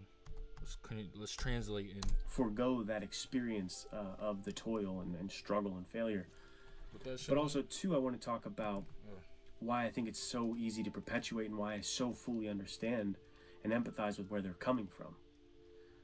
So first, let's start there. Like looking at this situation, like trying to picture myself as a 15-year-old or something, being told, "Hey, read Catcher in the Rye, and I want you to write this 5-paragraph essay on it." I certainly can understand being like, no, guy, why do I want to sit there and read this book, words on a page, boring the piss out of me, and then try to sit here in front of a blank page and write 5 pages worth of material about what I thought on it? Yeah, kick rocks. ChatGPT's got me. AI exists. Get away from me. I get it. I understand where they're coming from, right? Same thing with sports. Like, why would I want to join this team? Everybody else is already close-knit. They're friends. They've been on this team for 2 years. They're looking at me like, who's this guy? And I suck. I'm throwing the ball like an absolute idiot, and everybody's looking at me, and I don't like how this makes me feel. Why would I do this when I could just go play video games? This is much more fun. Why am I going to go talk to that girl and try to get a girlfriend when I've got a simulated version of that right here in my pocket, and that'll take care of what I'm looking for, at least for now, at least for this moment? And that's kind of the issue. We are sacrificing a piece of ourselves on the altar of convenience every time we take the counterfeit version, right? I'm going to take a counterfeit version. I'm going to take a counterfeit version that's going to satiate this feeling right now. And there's major issue with that because we're not even realizing that we're on a steady diet of this counterfeit bullshit, because we don't have enough time away from our phones in general to have intentionality, to have deep, insightful thought in our own lives, contemplating, what am I doing? Is this how I want to do things? Not having any perspective on ourselves or our lives, because we're just in it piece by piece, moment by moment, eating the counterfeit. And so that's kind of why I'm saying I understand why this is so concerning. And social media exacerbates and kind of facilitates this environment of the perceived, of the exacerbates. Like, bro, exaggerate, masturbate, exacerbate. Like, this is like, bro, exacerbate, to make a problem worse, to aggravate. Like, I thought I was like up there, because like people be saying like, oh, big words, like I don't know. Sometimes I use, like, I don't know how to explain it. The cadence of the vocabulary that I dig into when I'm really trying to articulate myself. Like, I get in that bag of just saying words I don't normally say, but I have them in there. It's in the bag. I just don't use them because it's like on day to day. Like, who's try hard wording? Like, this guy's a tryhard. He's a tryhard. But he's so fluid. Like, he's dead ass. Like, he's a tryhard, clearly. But I mean, I guess I'm learning. Exacerbate. Yeah. Like, bro, you cannot throw that. Like, if I say that on the fly, like, yeah, you're just exacerbating the situation. It's no way around the masturbation joke. Like, you can't get around that without explaining yourself. Like, and you're just gonna look like a dweeb. Like, bro, just like, you know what I'm saying? But I feel it. It's valid. It's valid. Exacerbates and kind of facilitates this environment of the perceived, of the aesthetic, of just do the surface level, just shine that surface, just make it presentable, boom, just fix it, quick fix, all about the looks. That is why I get the concern and I empathize with it. But I don't think we put so much thought into how deeply detrimental it is to us. I don't have a good word for or understanding of exactly what it is we're leaving behind. Maybe you do. What we're leaving behind when we forgo that time of toil and struggle. But it's like, when you read that book and you're bored and you don't know if you can get to it, you're learning something about discipline and how you push yourself and what does motivate you and what do you really want out of this life.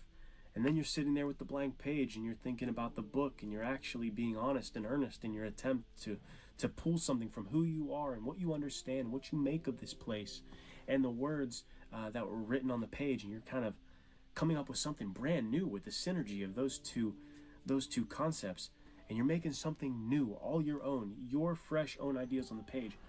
There's something so beautiful and transcendent and improving about that they're just leaving on the table. It's like there's this whole garden in you that can grow, and you can be this incredibly enriched person, but the soil, the enriched soil that is needed for that kind of internal garden only comes from that time under tension. It only comes from being the new guy in the boxing gym who doesn't know how to throw a punch and is embarrassed as the guy next to him makes the bag sound like it's a war zone. You know what I mean? There's something in that you learn. And I don't mean just, oh, I'm learning the skill of boxing and now I'm a better boxer. I mean, why am I insecure? Oh, I'm learning about brotherhood. I'm learning about camaraderie. There's these internal things that'll happen too. These things that will happen to you that pull on all of these existential questions left, right, and center. And you're going to go, wow, I know myself so much better. But what in the world is AI going to teach you about yourself? What in the world is the video game going to teach you about yourself? And maybe that one has a little bit more merit than I'm giving. I'm not a video game person, but there's probably more merits in the video games. But with the videos on your phone, what is that going to help you with? What's it going to give you, like, you know, that's true here? I don't know. I don't think a whole lot. And I worry about that tendency for kids, younger individuals, and even older individuals, and even myself, to just give up more of who we could be and just handing it over to convenience for the perception, for the aesthetic, for the sheen on top, to just get us to the next hit. I guess that's just a life dictated by dopamine or something, you know? And it's not a life I want to live, so I'm trying to break out of it for myself and do more that pushes me out of my comfort zone, that teaches me more about myself. I don't do enough of it. And I'm trying to help with these clients to understand the benefit of that toil. Anyway, what do you guys think about that? And what are we leaving behind when we say, I'm just going to hit the convenient button? That was easy. You know, what are we giving up? Curious. Okay, turn off. What are you doing?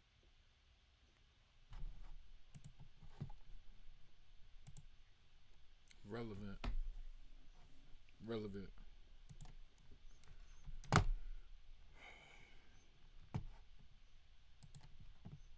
fiction author, Ellis Good, bro. His name is not Good Dick, man.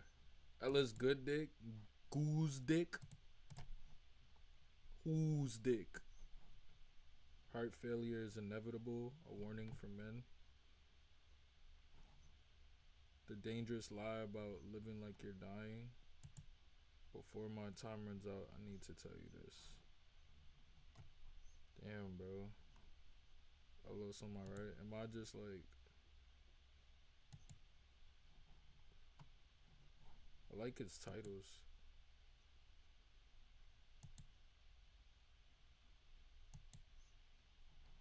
I mean, shit. Nobody's stopping me from watching. It's not like there's a couple people in here wanting to... Yeah, fuck off. What do you have to tell me, brother? When is the last time that you sprung out of bed? Like, full... The last time I sprung out of bed... Alright, wait, let him finish. See, I got full of passion, full of excitement, you were ready to start the day.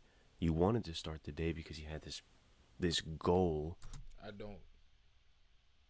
At least I can't remember. I don't.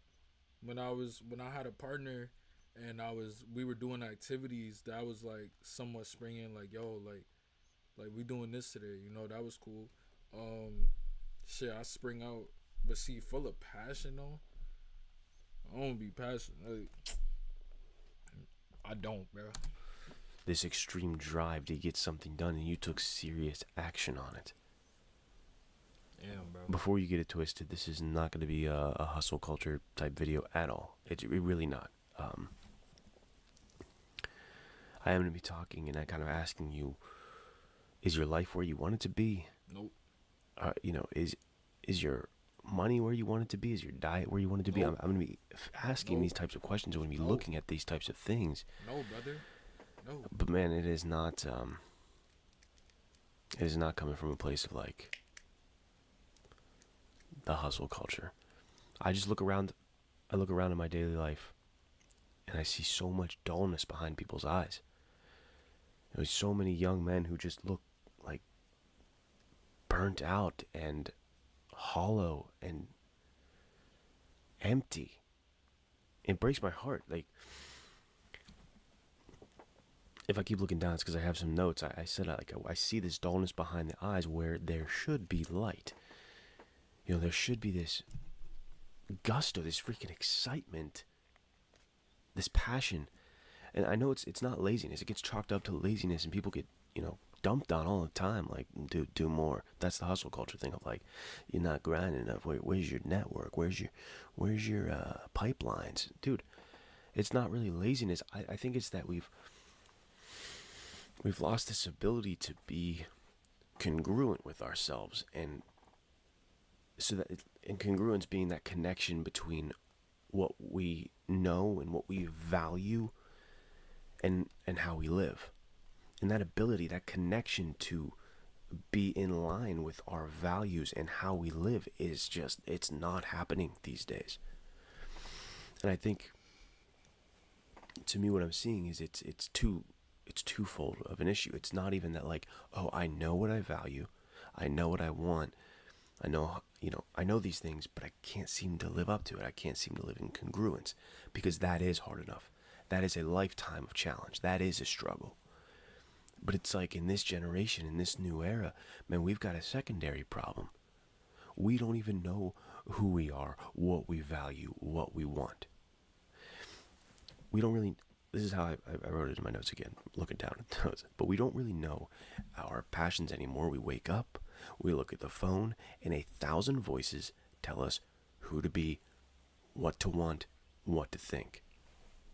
Even this video right here, I mean, this is particularly and precisely the reason that I stopped making videos on this channel. Originally, this channel was called Saved for More, and I did these kind of videos a lot. And then I turned it kind of into a writing channel, and then I was like, you know what? Why do I need to be another voice out there telling someone else how to live? Who am I? I mean, like, let me figure my own stuff out. You figure your own stuff out, because that's how, I mean, I think there's a lot of that lost in today's day and age. It's not like I don't care about you. I'm literally a counselor. But this whole over-flooded market of just a billion, trillion voices in your face all the time is not good. You know, I mean, the analogy is easy enough of like drinking water, awesome. Drinking water out of a fire hose, not awesome. Not awesome. And that is kind of what we're doing when we wake up, crack our eyes, and instantly have a phone in our face. And then, I don't know if you're like me, or if you're lying, or if you're just way better than me, but that phone is in our hand, in our face, way too much during the day. Way too much. Way too much. Even the days where I'm like, you know what? I'm not going to look at that thing. I'm not going to look at that thing. Oh, Damn, here I bro. go. I don't want to contribute to the phone being too much in your face, bro. Is that selfish when pursuing streaming and things of the sort? It's like my whole goal is to get you to watch me. My goal is to get you to watch me and want to watch me. But it's like that contributes to the, like, streaming. Damn, bro. That's kind of tough.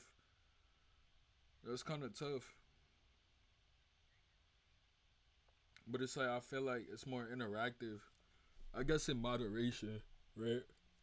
But like, we gotta be learning something along the way. The videos are better, low key. I don't want to contribute to that because I too am victim of such. It's like I tried to cut off like social media and stuff like that, like not be so interactive with it. But it's like it's necessary. Sadly, it's necessary. Like we have to like for the most part, unless you just indulge in labor, like you don't have to, but in a certain field of like in direction that you want to take with certain stuff, it's like if you want to be heard or seen, or you want to be on that scene of that, like the media, like bro, I'm streaming, but it's like, but fairly enough, I'm trying to be like, I was so anti like internet, like being on the internet, but it's like I can't, like you can't help it, bro. It is fire hose. It's just you can't help it, and it's like damn, bro. I'm sitting here trying to stream, and it's like damn, we're just actively giving in. But it's like it's not my fault, and to each their own. Like, is it me contributing to the problem?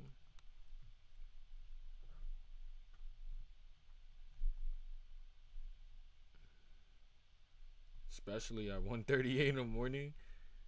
Damn, bro, it's pretty bad. I got a better schedule. Like, fucking, but morning. Like, streaming is low-key kind of bad. Cause, like, you supposed to watch somebody on, like, your free time. But to tune into their stream, damn, bro, that's kind of fucked. I'm kind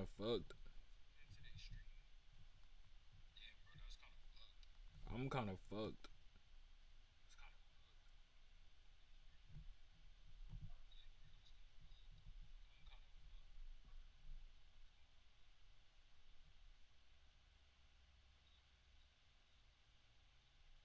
Damn, bro. You got me there. Gone. I'm addicted and I'm trapped and I'm stuck in it, and I imagine you are too. But it's destroying a lot. It's destroying a lot for us.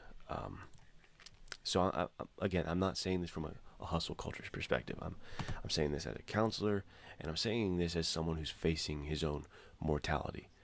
If you follow me on Instagram, ls_author, you saw that I put out that health update that they told me I'm, beginning heart failure. I've got this heart condition, and heart failure is beginning, and I'm on this new heart medication. I have to do cardio all the time. It sucks, but the point is, like, damn, bro, that is where I'm coming from, is the fact that I think we need to be taking life way more seriously, because I'm now facing death, and I'm seeing the clock run out, and I'm realizing, oh, this isn't it, dude.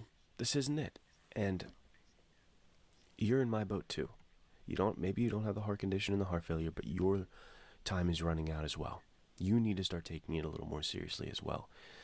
You need to realize that you're worth more than what you're doing right now, like the rolling out of bed and the listlessness and just having no passion and just going through the motions and just kind of like putting the proverbial fireplace on in the background with YouTube videos just buzzing in your ear all the time. You're better than all of that. You're worth a mission, you're worth passion, you're worth excitement about life, you're worth, it's worth it to get in the throes of your challenge, a challenge that you've chosen, that you're excited about. We just pretend that we don't, that we're not all facing death at all times, but we are. Yeah. So I'm asking you, when's the last time you lived up to that kind of urgency? You lived with that kind of urgency. When's the last time that you remembered what it feels like to be alive? Not busy, not productive, but like alive, like fully invested, engaged, and excited by your life.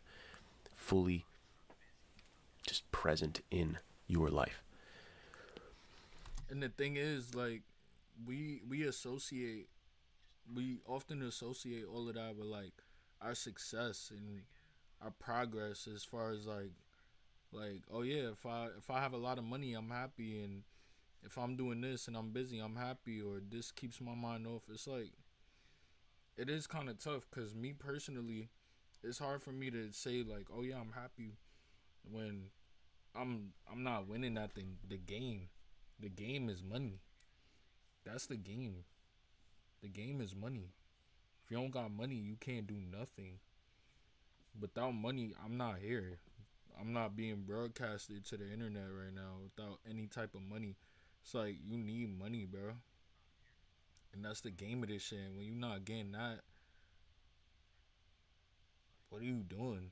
You could, like, if you got shit and you just life in it, then alright. But that's not the life. All the finer things, and even the basic things. It's like, bro, you need money. That's a lot of people's problems. That's like majority problems of the world. Like, it's a game, bro. Hierarchy. Some people got a lot of money, they could do what they want, and the people who don't have money, the people that don't have money are watching the people with money like, damn, bro, I want to do that. So me personally, if I don't have money, it's hard for me to, like, not hard, but it's like, well, no, it is hard. It's hard for me to find the good in certain things, because it's like yeah, you appreciate the basics. Well, I do ground myself often. I don't let the money like fully, like, holy smokes, because even when I have money, it's like there's still like, but just appreciating the basics. It's like,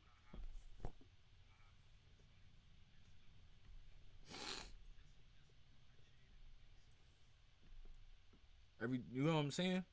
It's like just appreciating and that's cool. But when you look at the grand scheme of things, it's like, what do you want to do in this life? Everything that you want to do, it might involve money. It might involve money. You want to travel the world? Broke people don't travel the world. Can't travel the world if you broke. You want to make a fucking product or something? You need money. Everything, you need money. So if you ain't getting money, you gotta get money. That's the game.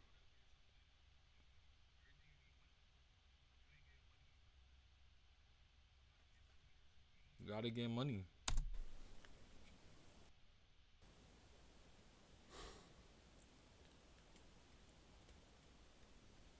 I think maybe turn this video off. Sit in the quiet. Try to remember who you are, what you want, and what matters. Alright, guys. See ya.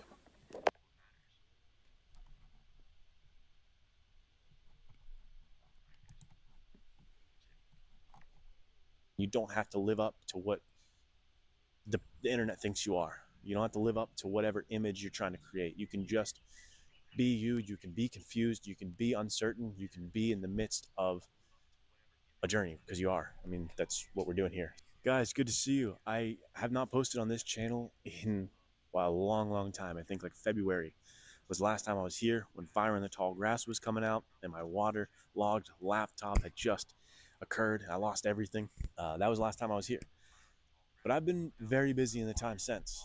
And that's kind of what I want to talk about. There's something in the experience I've had in this year so far, in the last 7 months of just, insane amounts of work that it's brought up ideas and concepts and sort of.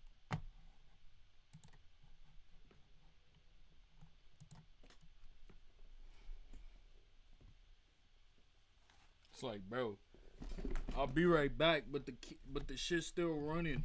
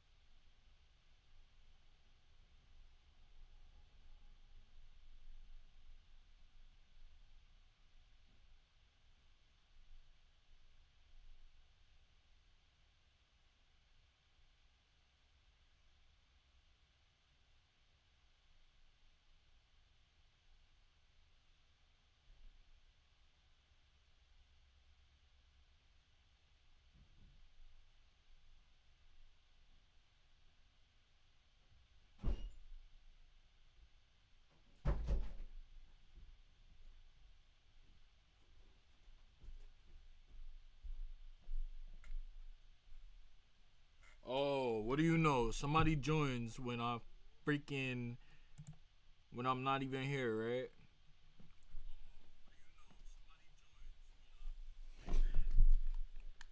Oh man. Slow night. Sort of questions and thoughts in my own life that I think are universal and possibly applicable or helpful to you. And that's really the reason I started this channel all the way back when it was called Save for More. It's the reason I'm a mental health counselor. It's the reason I write the type of books that I write. I'm really invested in trying to help others. Like I want to reach out and If you are offer whatever a human being watching me at the moment, this is a therapist and a philosopher that I just came across. I'm not gonna lie, the videos watched so far, like he's pretty smooth.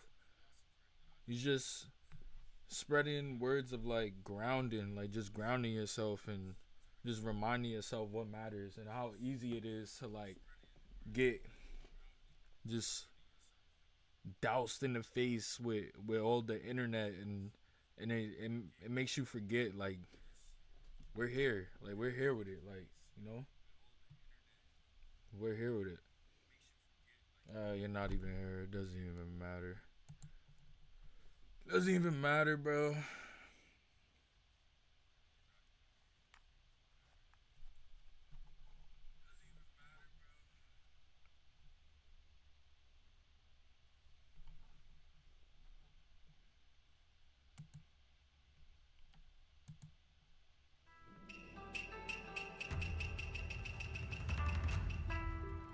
Once upon a time in feudal Japan, there lived a young samurai named Yuki, who dreamed of becoming the greatest warrior in the land.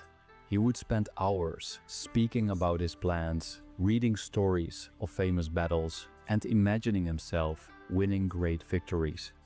Yuki dreamed of mastering many weapons, learning advanced strategies, and earning honor for his clan. He truly believed that having such strong ambition would naturally lead him to greatness.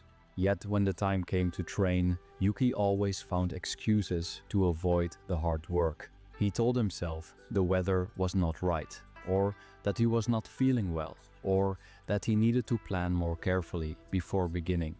Years passed, and while Yuki's dreams grew larger, his skills remained small. Younger warriors who trained every day soon surpassed him, and Yuki came to realize a painful truth. His dreams had not lifted him higher, they had made him weaker. His ambition without action had left him frustrated, unprepared, and full of regret. This story reveals a truth about human nature. Yuki believed that strong ambition and clear goals would naturally push him to act, but his identity as a dreamer created a gap between what he desired and what he was willing to do. He found comfort in imagining his future rather than enduring the discomfort of daily practice. He discovered, as many do, that motivation cannot bridge the gap between wanting and doing. In fact, the more he spoke of his plans without acting, the more his mind rewarded him as if he had already achieved something. His dreams became a trap, and his inaction became his downfall. The samurai understood how dangerous this gap between wanting and doing can be. Dreams without action quietly waste time, and time, once lost, can never be reclaimed. The larger our goals, the easier it is to feel overwhelmed by their distance, and the more likely we are to delay the small steps that bring them closer. We tell ourselves that preparation is progress, but in reality, we are simply drifting further from the work that matters. Centuries ago, the great swordsman Miyamoto Musashi grasped this truth. Unlike those who try to transform their lives in a single moment of inspiration, Musashi devoted himself to small, steady actions performed every day. He knew that greatness was not built in sudden bursts of energy, but through the quiet rhythm of repetition. The samurai, though known for their dramatic battles, became strong through the humble discipline of daily practice. They trained not when they felt ready, but because training was their way of life. To wait for motivation before beginning is like waiting for perfect weather before starting a journey. You may wait forever, while others, who are willing to walk, even in the rain, reach their destination ahead of you. The truth is that motivation is not the spark that creates action. More often, it is the flame that follows it. Action brings momentum, and momentum gives rise to the energy we mistake for inspiration. Those who achieve the most are not the ones who feel inspired every day, but the ones who act even when they do not feel like it. The samurai captured this principle in the teaching of Kaizen no Michi, the way of small improvements. The mountain is climbed one step at a time, they said, not by staring at its peak and wishing to be there. Even if the steps seem small, they lead to strength because they are repeated. Even if the progress seems slow, it builds into mastery because it does not stop. Imagine a samurai student who feels too lazy to train, yet chooses to practice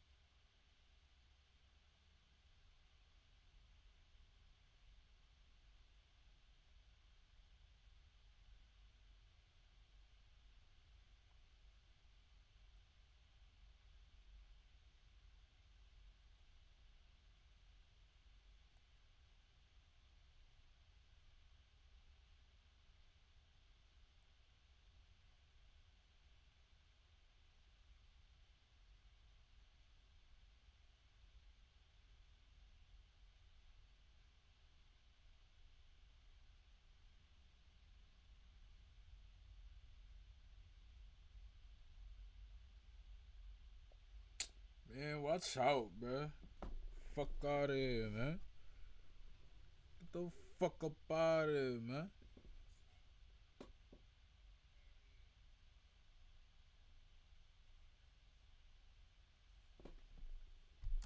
A single sword form each morning. His friends laugh at the tiny effort. What's up, guys? Welcome back to the film room. This is a new piece of content that I've never done before, but we're going to take a basketball IQ test.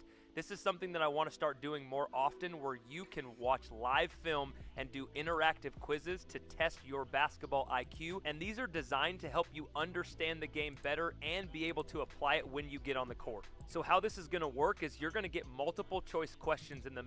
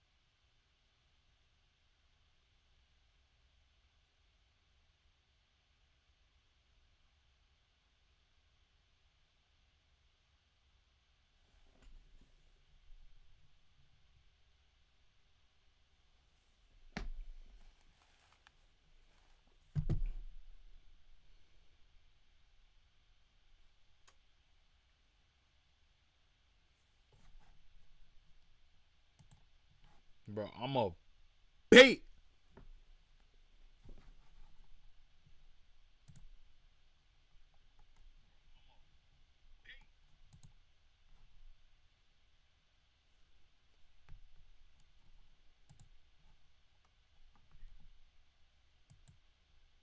Outboxer. Outboxers, or pure boxers, base their style on distance, accuracy, and movement.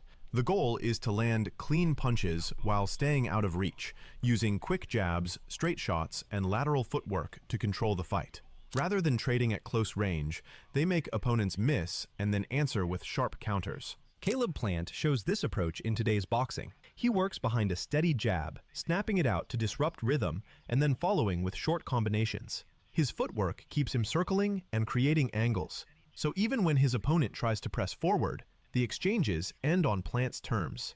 This ability to strike and exit safely is what defines the modern outboxer. Floyd Mayweather Jr. took the style to its highest level. His balance, timing, and defensive positioning made him one of the hardest fighters to hit cleanly. Mayweather used economical punch output, landing only when openings appeared, while denying opponents chances to counter. He controlled tempo through precision, not volume, forcing opponents to chase while absorbing little damage. Swarmer. Swarmers are defined by constant pressure and high punch output.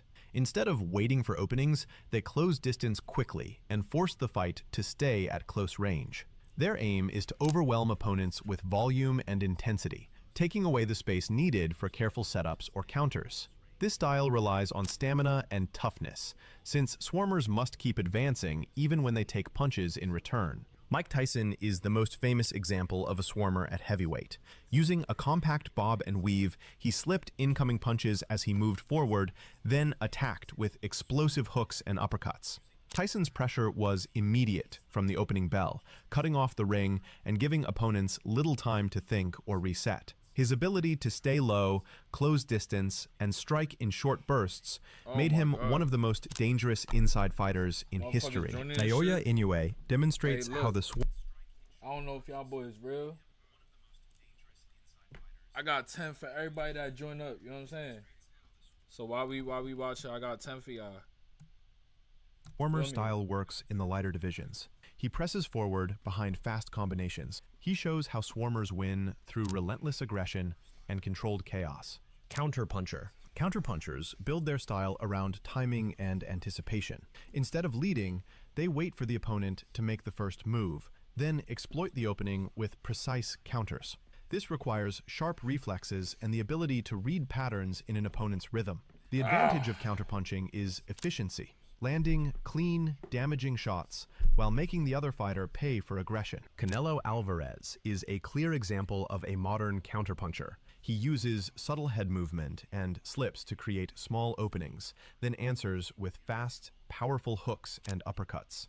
Canelo is patient, often letting opponents throw combinations that glance off his guard or miss. The method? Like, that's the thing. When people join, they don't say nothing.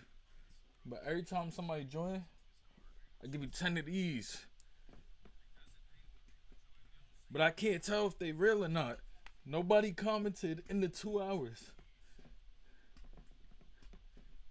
that I've been here. Nobody said nothing.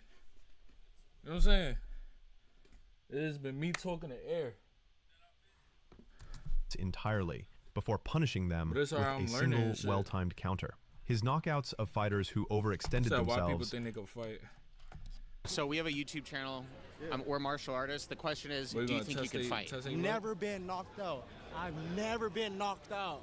Can you fight? I'm the champ. All right, That's we almost Rick saw Ross. an actual fight. No, what'd you say, bro? What'd you say? ¿Crees que puedes luchar? Do you think you can fight? Do you think you can fight? Do you think you can fight? Do you want a slap box? Do you want a slap box? You want a slap box a little bit? Wait, he on that? Josh Beam. BJJ, you on that? I'm confident. You want a slap box? Oh yeah, run it. They're gonna all join me at this house. Of course they can fight. This would be my game plan. SJ usually like this. All right, we're here in down. This would be my game plan. This brother right here, he's in the sparring gym. Cause we ain't asked for that kick. He told him to give him a 1-2-1. You know what I'm saying? He threw that kick on his own. All right, we're here in downtown San Jose to ask people why they think they can fight. Wait, but are they gonna scrap? See if scrap? the answers change during daytime versus during Look, the night. a little bit of UFC. I bet that was bro. I did a little bit of UFC. I was a wrestler back in high school. At the States, at least in high school. But UFC, I did a little competition. Yo, but is he scrapping though? That's really it. Every day, so yes. What's a group of crows? I'm gonna be humble. I'm gonna say Murder. no, but I train every day, so yes. Okay, what do you train? I'm a blue belt in jiu-jitsu. See, I told you. Look, I went straight to bro. I told you, blue belt in jiu-jitsu. That kick was unnecessary. That's only seasoned fighter. I'm actually a 4-time Muay Thai champion in California. Oh, hell yeah, okay. Four-time champion in What gym do you train California. at? Shout out Scrap Pack. Shout out Team Santos. Well, have you been competing in jiu-jitsu at all? Hell nah, bro. It's been straight IKF, PKB, freaking, what's it called? PMOT. Yeah. Straight Muay Thai, bro. I'm a striker, but I grapple on the side.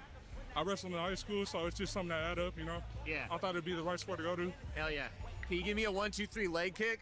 You know what? He did ask for a kick. All right. Oh shit, okay. All right, this guy knows how to fight. Have you been in any like street fights? Street fight? Nah, you want to avoid that, bro. Don't rack up no criminal record. Don't rack up no fees. Go train, learn discipline, work hard every day. If somebody did approach you right now, like aggressively, and they were trying to start some shit with you, what would you do? Run away, bro. Run? You don't want no criminal record, bro. Just run away. Be smart with it. You got a life to live. Hell yeah, dude. Appreciate it. I wasn't expecting a Muay Thai guy. I can't see anything right now. Yeah, Josh Beam, BJJ. Oh my God. Shout out Josh Beam. What's it called? I started training with CTA. I know him from CTA roots. I met you at a tournament 2 years ago. Oh, did you? Bro, how many people you go to and they're just bullshitting like, oh, my hands are registered. I'm like that. I'm like this. It's less than I thought, but it's still there. Do I think I can fight? Yeah. Yeah, I think so. Yeah? Yeah, I Nice. can defend myself. Oh, hell yeah. Okay. And what do you have like martial arts training? No. Shout out, brother. Hey, real martial artist. I've been watching him since he had like 2K on Instagram. He blew up. Appreciate that, bro. Yeah, good to meet you, dude. All right, have a good one, bro. Yeah. Got fans, bro. Can't dance. I can't dance. We just go no, we can't come close. Got it for the low. Do you think you can fight? Yeah, I can fight. Hell yeah. Oh, yeah. You all fight. You all fight? Yeah, all fight. Oh, really? If he fights, I fight. Who are you trying to get at? I mean, you guys want to go jump somebody? Do it. You got. I like this shit. Hey, they had gloves. I was like, let's do it, bro. You want a slap box? With you? Do you want a slap box? Okay. What's your name? What's your name? With you? Do you want to? Let's slap box. Let's do it. What's your name? Anything for content, huh? What's your name? Richard, bro. Richard, I'm Josh. We'll go light. We'll go light. We'll go light. All right, let's do it. Let's do it. I know, dude. They're gonna all jump me at this. Oh shit. Oh shit. Oh shit. Oh shit. She's fighting me. What's the thumbnail? Yeah, it's like they're trying to fight me. Dude, I should. I got gloves in my trunk right now. No, I'm not. No, I'm not a UFC fighter.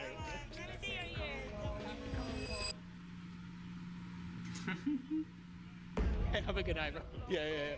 See y'all. Have a good night. We just go no, we can't come close. Got it for the low. What was the question? The question is, do you think you can fight? Of course I can fight. I've learned taekwondo. Okay, all right, just go easy on me. Okay, but you're not supposed to fight back. Oh shit. Okay, that was very good. What about this dude over here? Oh no, that guy's going crazy. There's a dude in a red bandana. I don't know if you see him, but they don't want to dance over there. They don't want to dance? They don't want to dance, and that's the problem. That is the problem. I love to dance. I dance a little bit here and there. Negative. Check the shoes though. We're doing a YouTube video. What's the video? The question is, do you think you can fight? Oh, absolutely. Oh, yeah. Yeah. Why do you say that?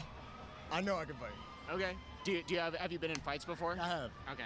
Like street fights or like? I did a little bit of UFC. I was a wrestler back in high school. Made it to States at least in high school, but UFC, I did a little competition-friendly stuff, but that's really it. Okay, cool. Yeah. Do you train right now? No, I don't. No, you don't? Okay. Too much injury, man. I'm 27. Okay. I'm getting old. Yeah. I feel that. I'm 33. I feel old too. You look good, man. Thanks, bro. Appreciate it. So Appreciate it, bro. What is this? It's like you gonna put some boxing gloves on or what? No, do you want a slap box? No. We'll go light, bro. We'll go light, I promise. I'm a nice guy. Can't do it? Okay. Can't do it. That's all right. Okay. You look bigger, probably beat my ass. No, dude. All right. Have a good night, man. Yeah, appreciate it. Nobody wants a slap box. Business move. There's something about brother right here, Josh Beam, asking everybody to slap box. I wouldn't want to slap box his ass either. See, me personally, I'll slap box his ass. I'll piece you up on camera, but look, they not with it. They not with it. And whole time he probably tough, bro. He probably some sneaky like, bro. I gotta do my research. If he came up to me and asked that, yeah, we could get it. Let's go. Should be bang, bro. I do. Dude, I do let you bang. Does nobody want to fight me? Like I do let you bang, and I'm like, let me bang again. I never thought like it would be this hard to get into it. Just cause of that, he's a fighter. Cause only people who fight is gonna pull up that meme, or he's remotely in the UFC. And if you remotely in the UFC like hard body, I think you train, bro. He's seasoned, bro. Fight. I guarantee if I go on his page, I'm gonna see one video of him sparring, bro. There's no way I don't. Maybe I need to be more aggressive. What's up? Do you think you can fight? Oh, fuck no. No? Okay, that's a very honest answer. Why do you say that? Because I'm a pretty peaceful guy, I can't lie. Okay. I'm a pretty peaceful guy. Okay. If somebody did approach you to fight right now, what would you do? If they're up with my family, that's the only time I'm like, fuck you. Like, yeah. Like, if it's for my people, like, I'm like, that's when I stand on business. But, like, Okay. genuinely, I'm a peaceful guy. Yeah. What the Is SJ usually like this? I don't know, bro. I just moved here. Like, I don't. Did you? Say I was trying to fight you. I was an aggressor. You had to stand on business right now. What would be your opening move? Just demonstrate it. Just go off instinct. Just instinct. Just go off instinct. What's your... Okay, so just haymakers? Okay, knee to the balls. Okay. Don't mess with my family, push. And then push. And then, okay, I fall. I only do it if they messing with my family. You got a YouTube or something? Yeah, I can show it to you. Nah, Okay, for real. I'm on Damn, Instagram, bro, too. you got motion, low key. Let's go. Let's go. It's hard work. Subscribe. Do you think you can fight? Do I think I can fight? Yeah. I tried it, bro. I'm not the best. Yeah. Okay. Do you do like martial arts training? No, I don't do any of that. No. Have you been in like any street fights or anything? Street fights, fucking backyard, and body shots in the damn bathroom and the locker room growing up. Be the first comment. Like that, but nothing professional. Yeah, I'm looking over there. So if like that's somebody where the came viewer and count approached you in the right chat now and is, was trying to 'cause fight, my do you feel phone is pretty confident that you charging. could handle? My phone is charging and I'm checking the viewers in the chat over there. Be the first one. Everybody keeps joining. They not saying nothing. Be the first one. If you're even real. These people are probably not even real, bro. It's the bots, bro. Like, I would never know. Be the first one. Prove to me that there's actually somebody besides me in my stream. You probably won't. But that's alright. That's alright. Handle yourself? It depends. Yeah, I'm bro. looking as if you're gonna, but you're what not. about me? If I approach They just, you looking they like just, I do, they my just poke their size, little heads in. You look like you. And just keep it pushing, and that's you know, valid. you look like you're like a UFC I ain't guy. mad or at what, you. Hell yeah. I'm not a UFC guy. You like the But I'm ring robbing wrestler, them. though, right? I just do jujitsu, yeah. Oh, okay. Yeah, You give that energy. You give Do that I? vibe. Do I? Especially that Is that question, good? and I look at you, you give that vibe type shit. Yeah. Oh, cool. What vibe? You'll like you'll pin me down for sure, Bro, that's what I said, bro. I don't know. You never know. That's the I've thing. seen all the videos online and shit. Yeah. Of like the little dude and shit. It's like state champion. I don't know if you know that guy on YouTube. Yeah, Giorgio Poulas. The one He's that did like with a that Bradley wrestler. Martin. The guy- take me down 1,000. Yeah. He like he took his shit down. Shout out Giorgio. So if somebody approached you right now and they were trying to start some shit, what would be your opening move? Like if I approached you right now, I was like, I'm not actually gonna hit you, yeah. but I'm just like pushing you. push But me? what would you do? Oh, just kick. Okay. So you'd open with a kick, and what would you do after that? Well, it depends how close you are type shit, maybe. You know? Okay. So if I got like right up next to you, just start elbowing. I know you know the elbows, right? Yeah. Shout out John Jones type Shout out John Jones type shit. What's your guys' page called or what? Josh Beam BJJ. Yeah, it's on YouTube. we do. I do interviews. It's on Instagram too. Oh, you do interviews? Yeah. Cool. All right, what is the most toxic thing you've ever done to your ex? Oh, fuck. Okay. The most toxic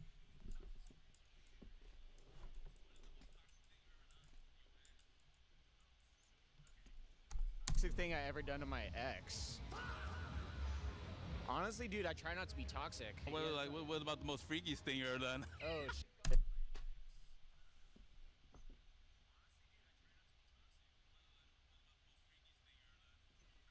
Oh, shit. That's not for, I can't put that on my YouTube. Yeah. Follow homie Josh Beam and follow Sancho TV 408 on Instagram, baby. When women cheat or men cheat? It's worse when a guy cheats.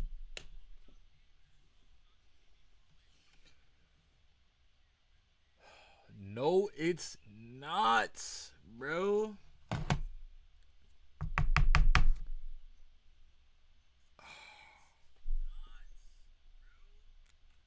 Bro, this is not a double standard thing. It's worse when a woman does it, bro. Cause the women are the bro. They hold the power, bro. They hold the power, bro. Like, obviously they hold as much power as you give them, but like, think about it, bro. Like I go to hunt.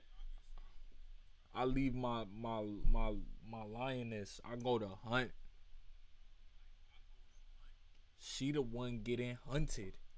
It's like, I'm going to get a basket. Like, if I cheat, I'm going to get a basket. Give me a little layup. She letting niggas score in the basket. You giving up baskets. Guys go get baskets. Women give it up. Intercourse only happens if the woman wants to. In the normal world. Not that twisted other shit. You know what I'm saying? Like, if a woman wants intercourse with you, feel me? Obviously, you can decline, but that's, come on, bro. Because when a girl cheats, we never get caught. Alright, yeah, good to meet you. Alright, bro. Bro, you were strong, bro. You gotta be wrong with this guy, bro. Dude, I'm losing my voice. you wanna try to do one?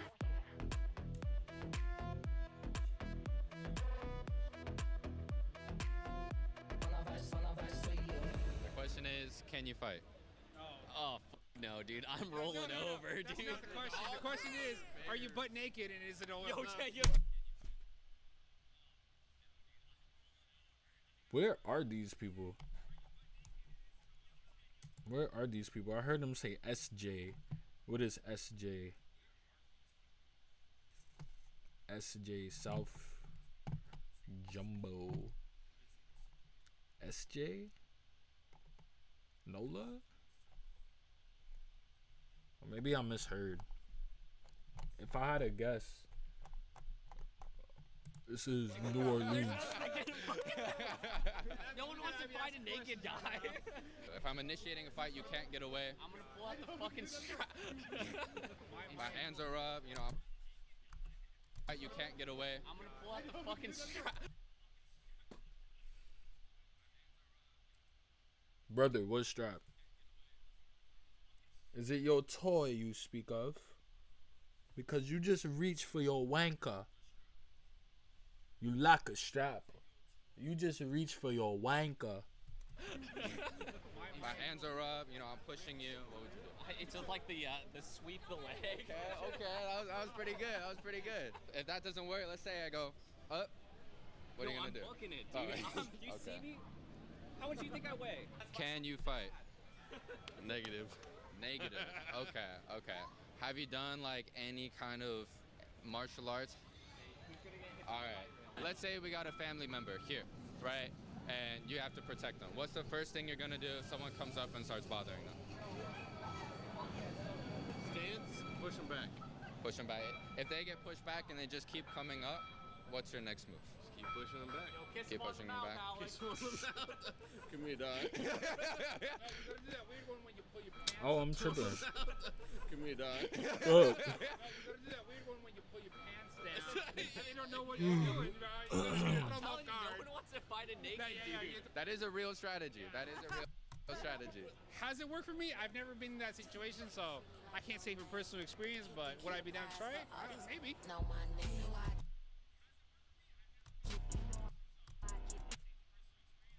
The Temple Bar and Lounge.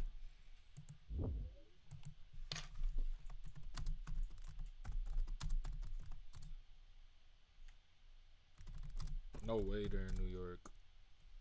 Oh, they're in SJ, San Jose. I'm talking rich gift givers.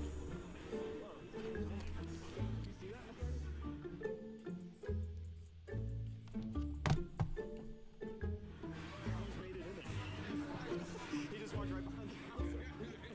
That was hilarious.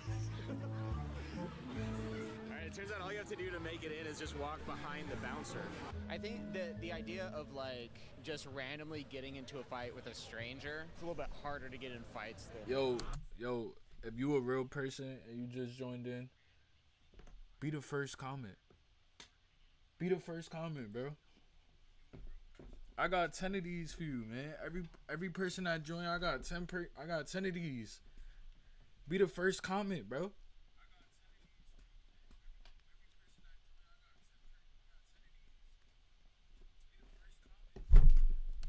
And if you don't, you know what I'm saying? it seems.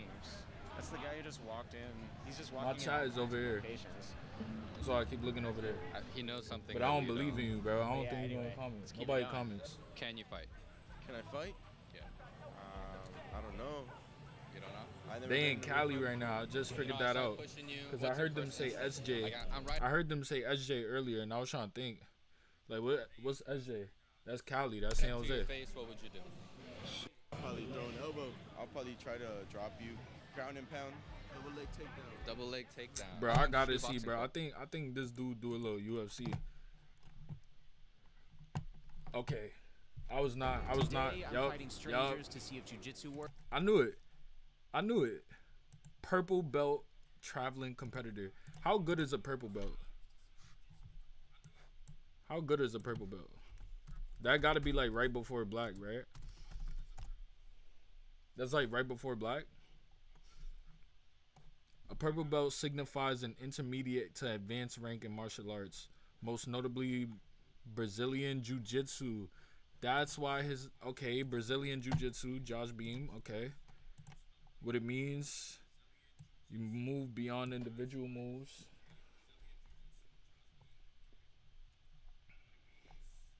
Where is it?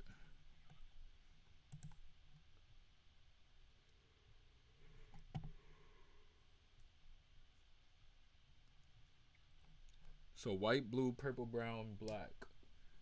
White, blue, purple, brown, black.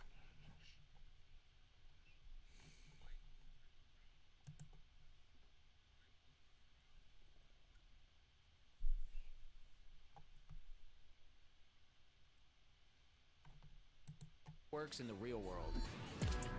You guys wrestling? We're filming a YouTube video. Today, I'm fighting strangers to see if jiu-jitsu works in the real world. You guys wrestling? We're filming a YouTube video.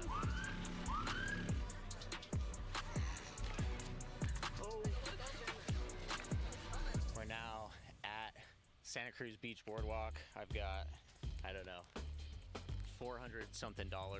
We're gonna go ask strangers to fight. We've also got, I'll take the camera from you. We've got Soren. How much judo experience do you have? 16 years. We're gonna actually require people to wear these just so they don't hurt their hands. My job is just to grapple. I can't do anything except grapple. I can't hit them back. Soren can only do judo. Shout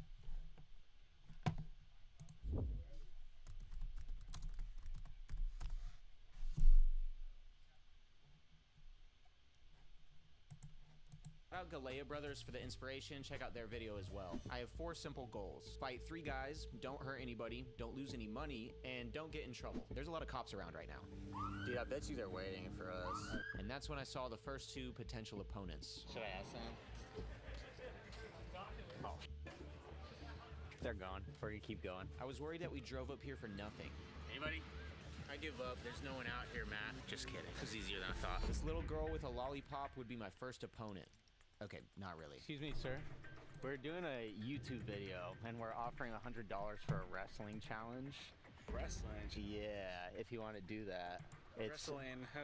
I'll give you some gloves, and you can hit me if you want, and do whatever you want. And if I can't actually take you down and submit you in 10 minutes, you get $100. And if you can hit me as hard as you want, so if you can knock me out. Come on, do it. Oh, he's down. That was way easier than I thought. Okay. I have like zero experience MMA like fighting whatsoever. All right, let's scrap. What was your name? Gabriel? Gabriel. Josh. Oh dang, the sand is hot. All right. We do have the cash right here. By the way, even if he doesn't win the 100, we'll still be giving him something afterwards. Here's the sign. We got our first contestant.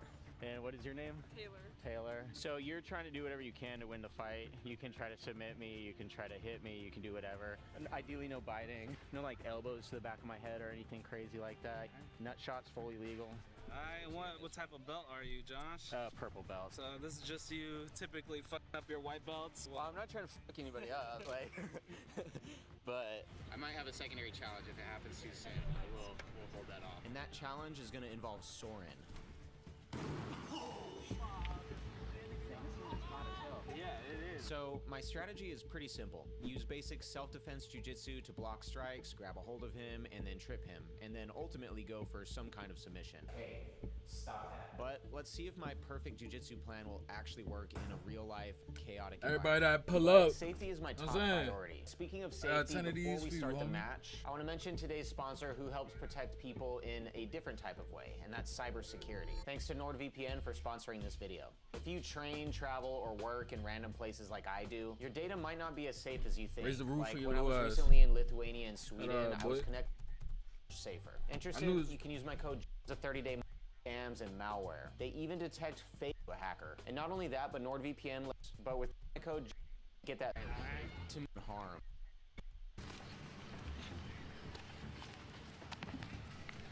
My strategy is working so far, but now I need a submission.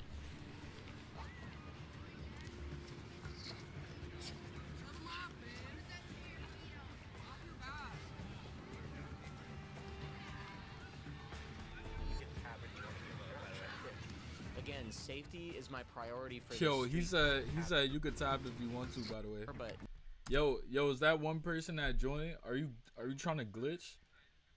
Are you trying to glitch? Are you trying to see me spam? Guess what? I'm not gonna do it unless you comment. No exploits. We passionate. We passionate. Oh my god. My strategy is working so far, but now I need a submission. I won't do it unless you comment.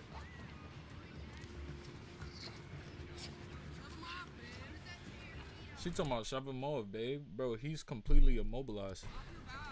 Get off your back. Yeah, right. You try this shit. And then he talking about you could tap if you want to, by the way. Like, Again, he know this shit safety gets is serious. my priority for this street fight simulation. Oh my gosh. I don't want to Is hurt that the Gabriel, smart move? so I need to start applying the choke slowly.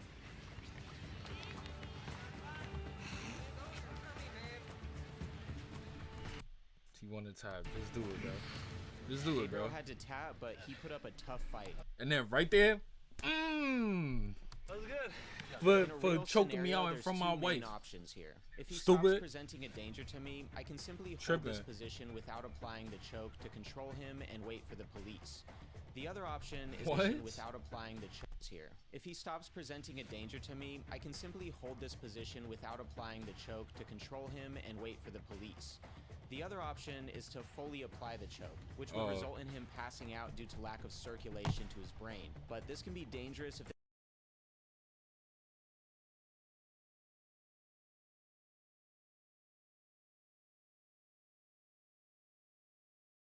choke is applied too long and can actually cause long-term damage or even a tragedy. I broke it. Good job on that. Do you want to do... Let's go double or nothing? All right. Okay. I feel it. I feel it now. Yeah, tackle me. Gabriel's grit and willingness to fight is impressive, and now I know he's going to pick up the pace.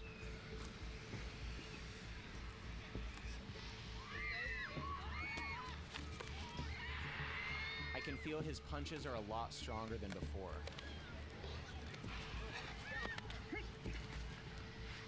I manage another takedown, but decide to go for a different type of submission this time since he's extending his arms. This arm lock is fully extended, and I worry about applying too much pressure and hurting Gabriel, but that was a mistake. Get him back out. He's on his back. Go. So what happened in the second round was I started applying an armbar, and then I remember what you said in the car on the way up here. Yeah. You're like, I'm scared of doing joint locks because I don't know if they're gonna tap. I was doing what I do in training, where I like slowly start to apply it because then I expect that people are gonna like be like, okay, you got it, and then tap. And he wasn't doing anything, so I just was like letting off pressure, and he got on top, and I was like, I can't be in guard because he's gonna punch me in the face. As I looked up and saw his face, he was like.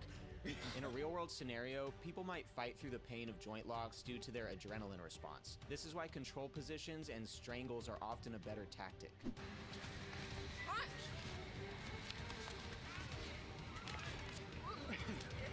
In a situation where he can strike, the last place I want to be is on my back. Listen, mysterious viewer. I got something, but you gotta comment. I feel like you know the method. You try loophole it. You can't loophole it by leaving and then coming back after a certain amount of time. You're just not gonna fool me, right? Cause only you know I do that. Only you know I raise the roof. You know what I'm saying? Yeah. Stop trying to finesse.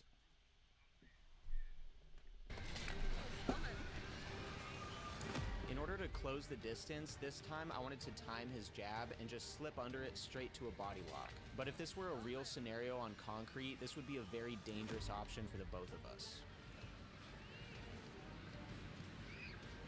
Gabriel's holding a headlock, which is a very common street tactic, but luckily it doesn't do too much from this position.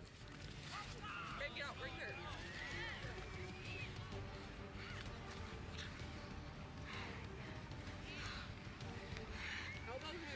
Taylor's advice is well-intentioned, but unfortunately, elbows from this position wouldn't do too much for Gabriel. Oh, good punches, bro. Good punches on that, yeah. I seen how serious it got. Yeah. You gotta let the people know how good it's gonna be. Hey, Josh. That was good, bro. Thank you, bro.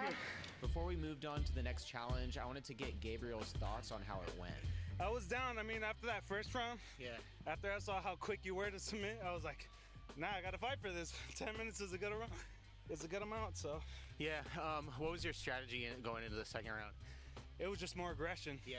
There wasn't really a plan. I knew maybe if I could get you around the neck, maybe just as easy as you took me out like that, but the sand was definitely a lot harder. Yeah. Shit was hot, shit was hard to move around. Yeah, as soon as I turned my back, I was like, it's over, I already gave him my back. Where did you learn the moves that you were doing on me? Just from watching UFC? Yeah. I'm curious, like for you, how unexpected did it feel going against a trained person versus how you might think you do against like an untrained person? You know, it's a lot harder because when you came up to me, I mean, your build is actually like, you know, fit. You look like you got shit going on. Oh, yeah. So like as someone that's untrained, not sure of what to do, it's hard to like gauge, like right at the like start of the match. Yeah. Like I kind of wanted to throw some jabs, kind of see how you moved and stuff, but like I wasn't all sure like how that interaction was gonna be. Like I know you said punches, but you know, it's the nerves kind of hold me back a little bit. Even though Gabriel lost, we still wanted to offer him something. If you ever want to come train jiu-jitsu with us, we train down in San Jose. I need to step on my game, I'm down. Oh yeah, we'll train you for free. Oh yeah, Josh. Yeah, dude. Appreciate it, my man. Yeah, for sure. We asked him if he wanted to do a second challenge with Soren when suddenly this happened. Oh yeah, let's wait. Let's put you can even stop rolling too. Dude, I bet you they're waiting for us. What we're doing isn't illegal, but we didn't want to get kicked out for causing a scene, so we waited for a bit, but Gabriel had to leave, so we went on to find a new opponent. Excuse me, sir. Hey, we're filming a YouTube video, and we're doing like a wrestling challenge where if you win, you get $100. Good, I appreciate the offer. I can show you the footage. We just did it with a guy. All right, let me see it. Well, so here's actually the thing, is that we'll give you gloves, and you can hit me. I can't hit back. I just can grapple you. I was hoping the video would convince him to try, but unfortunately, I appreciate the offer. I'm not gonna do it. It's a great idea. What would sweeten the deal? $200. All right, $100. Win or lose. $20 to participate. $20. Yeah, $20 to participate. All right, what about 35 to pay my parking? Okay, I'll pay your parking if you participate. 35? Okay. All right, let's 35. do it. Fuck Yeah, let me get the money out. Let's go. I guess my third goal failed. What was your name? I'm Dave. Dave John. Before he went with me, though, since Soren hadn't gone yet, we offered Dave a judo challenge, which he quickly accepted. I just want to wrestle. He just wants to wrestle, all right? Rules are clear. You just got to put him on his butt. He's still going to be trying to, like, throw you and stuff, but you guys will just reset if he throws you, so he can defend himself. But how much do you weigh? Like 230. 230? Yeah. Okay. Soren? Just weighed in 185. 185. Bump fist here, and time, go. As a powerlifter, Dave was super strong, and I realized that the rule of just putting Soren on his butt made Soren extremely hesitant to try anything too risky, otherwise he'd lose me $100. Hence why most of the round looked like this. Until Soren actually managed to get a few takedowns after feeling Dave out a bit. Oh, got a snap, keep going, yep. Good job, bud. Thanks for not losing me money. Get him down, Soren, get him down. Get the leg. Oh, so close. Alright, and that's time. But we'll see more from Soren later, because now it's my turn to take on the 230-pound powerlifter. But this time, I'd only have 5 minutes to submit him, or I'd walk away $100 poorer. Well, 135, I guess. As a much larger opponent, his punches feel powerful, making me hesitant to close the distance. The last thing I want in a real scenario is to be knocked unconscious.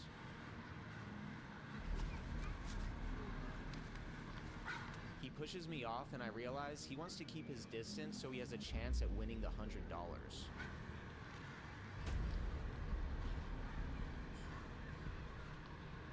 But time's running out, so I have to close the distance on his next strike.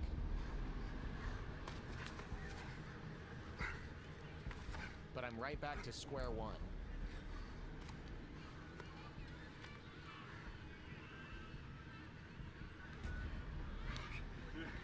And now the sand was getting way too hot.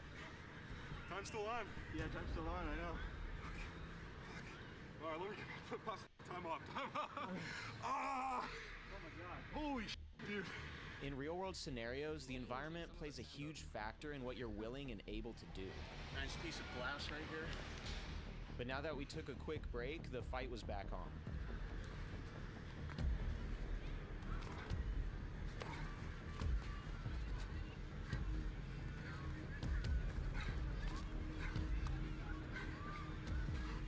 I've finally got a hold of him, but I'm about to make a big mistake. I got into like that over under, and I tried to do like a lat drop, like Sasai kind of thing. 230 pounds in the sand. I just dropped my ass right away. Now I'm in guard. We've spent a lot of time. He can hit me in the face from here. I don't know what to do. So then I just reverted to my single leg X game and went for my special move. Now, Dave is being nice and he's not throwing heavy strikes to my head, which is allowing me to set up an attacking position from my back.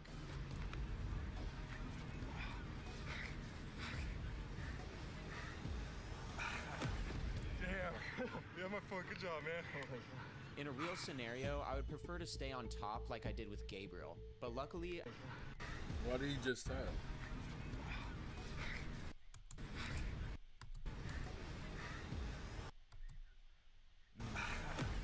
Damn.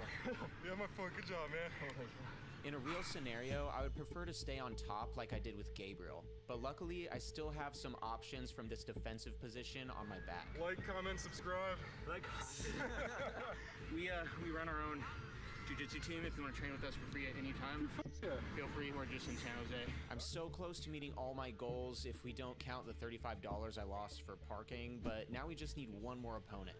I wonder if any of these guys would be game.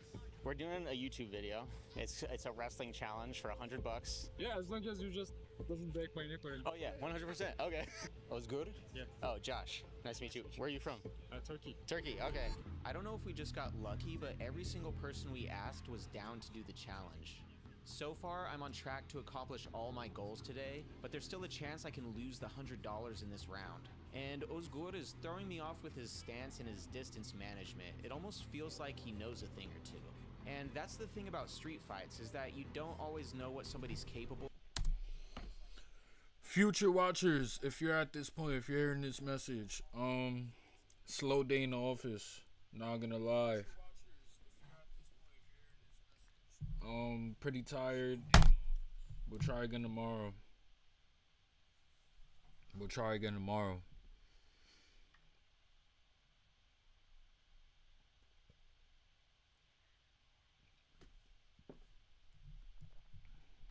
Listen, bro. Take it easy, man. Cause this should not. Take it easy. Don't beat yourself up. You'll win. Every time. Do what you gotta do. That's it, bro. That's all I got. I need some motion, bro. If I get motion, I'ma make the ocean a better place, bro. I'm gonna make the ocean and the land a better place, bro. I know it. But I need some money on. And I need some motion. So I get the respect. And with the respect, I'm gonna redirect. I'm gonna redirect you to the correct you. Make everything better. I'll make it better. It's not easy. I'll make it better. Love or how dangerous they are. Like that we can attempted finish foot this sweep. out. I was not expecting that. It's a couple minutes. And that's why de-escalation in street fights. But I is low often- key don't want to watch it like that, anyways, bro. Like, bro, oh my. So I wanted to see how he would do again. Come on, bro. Try again tomorrow.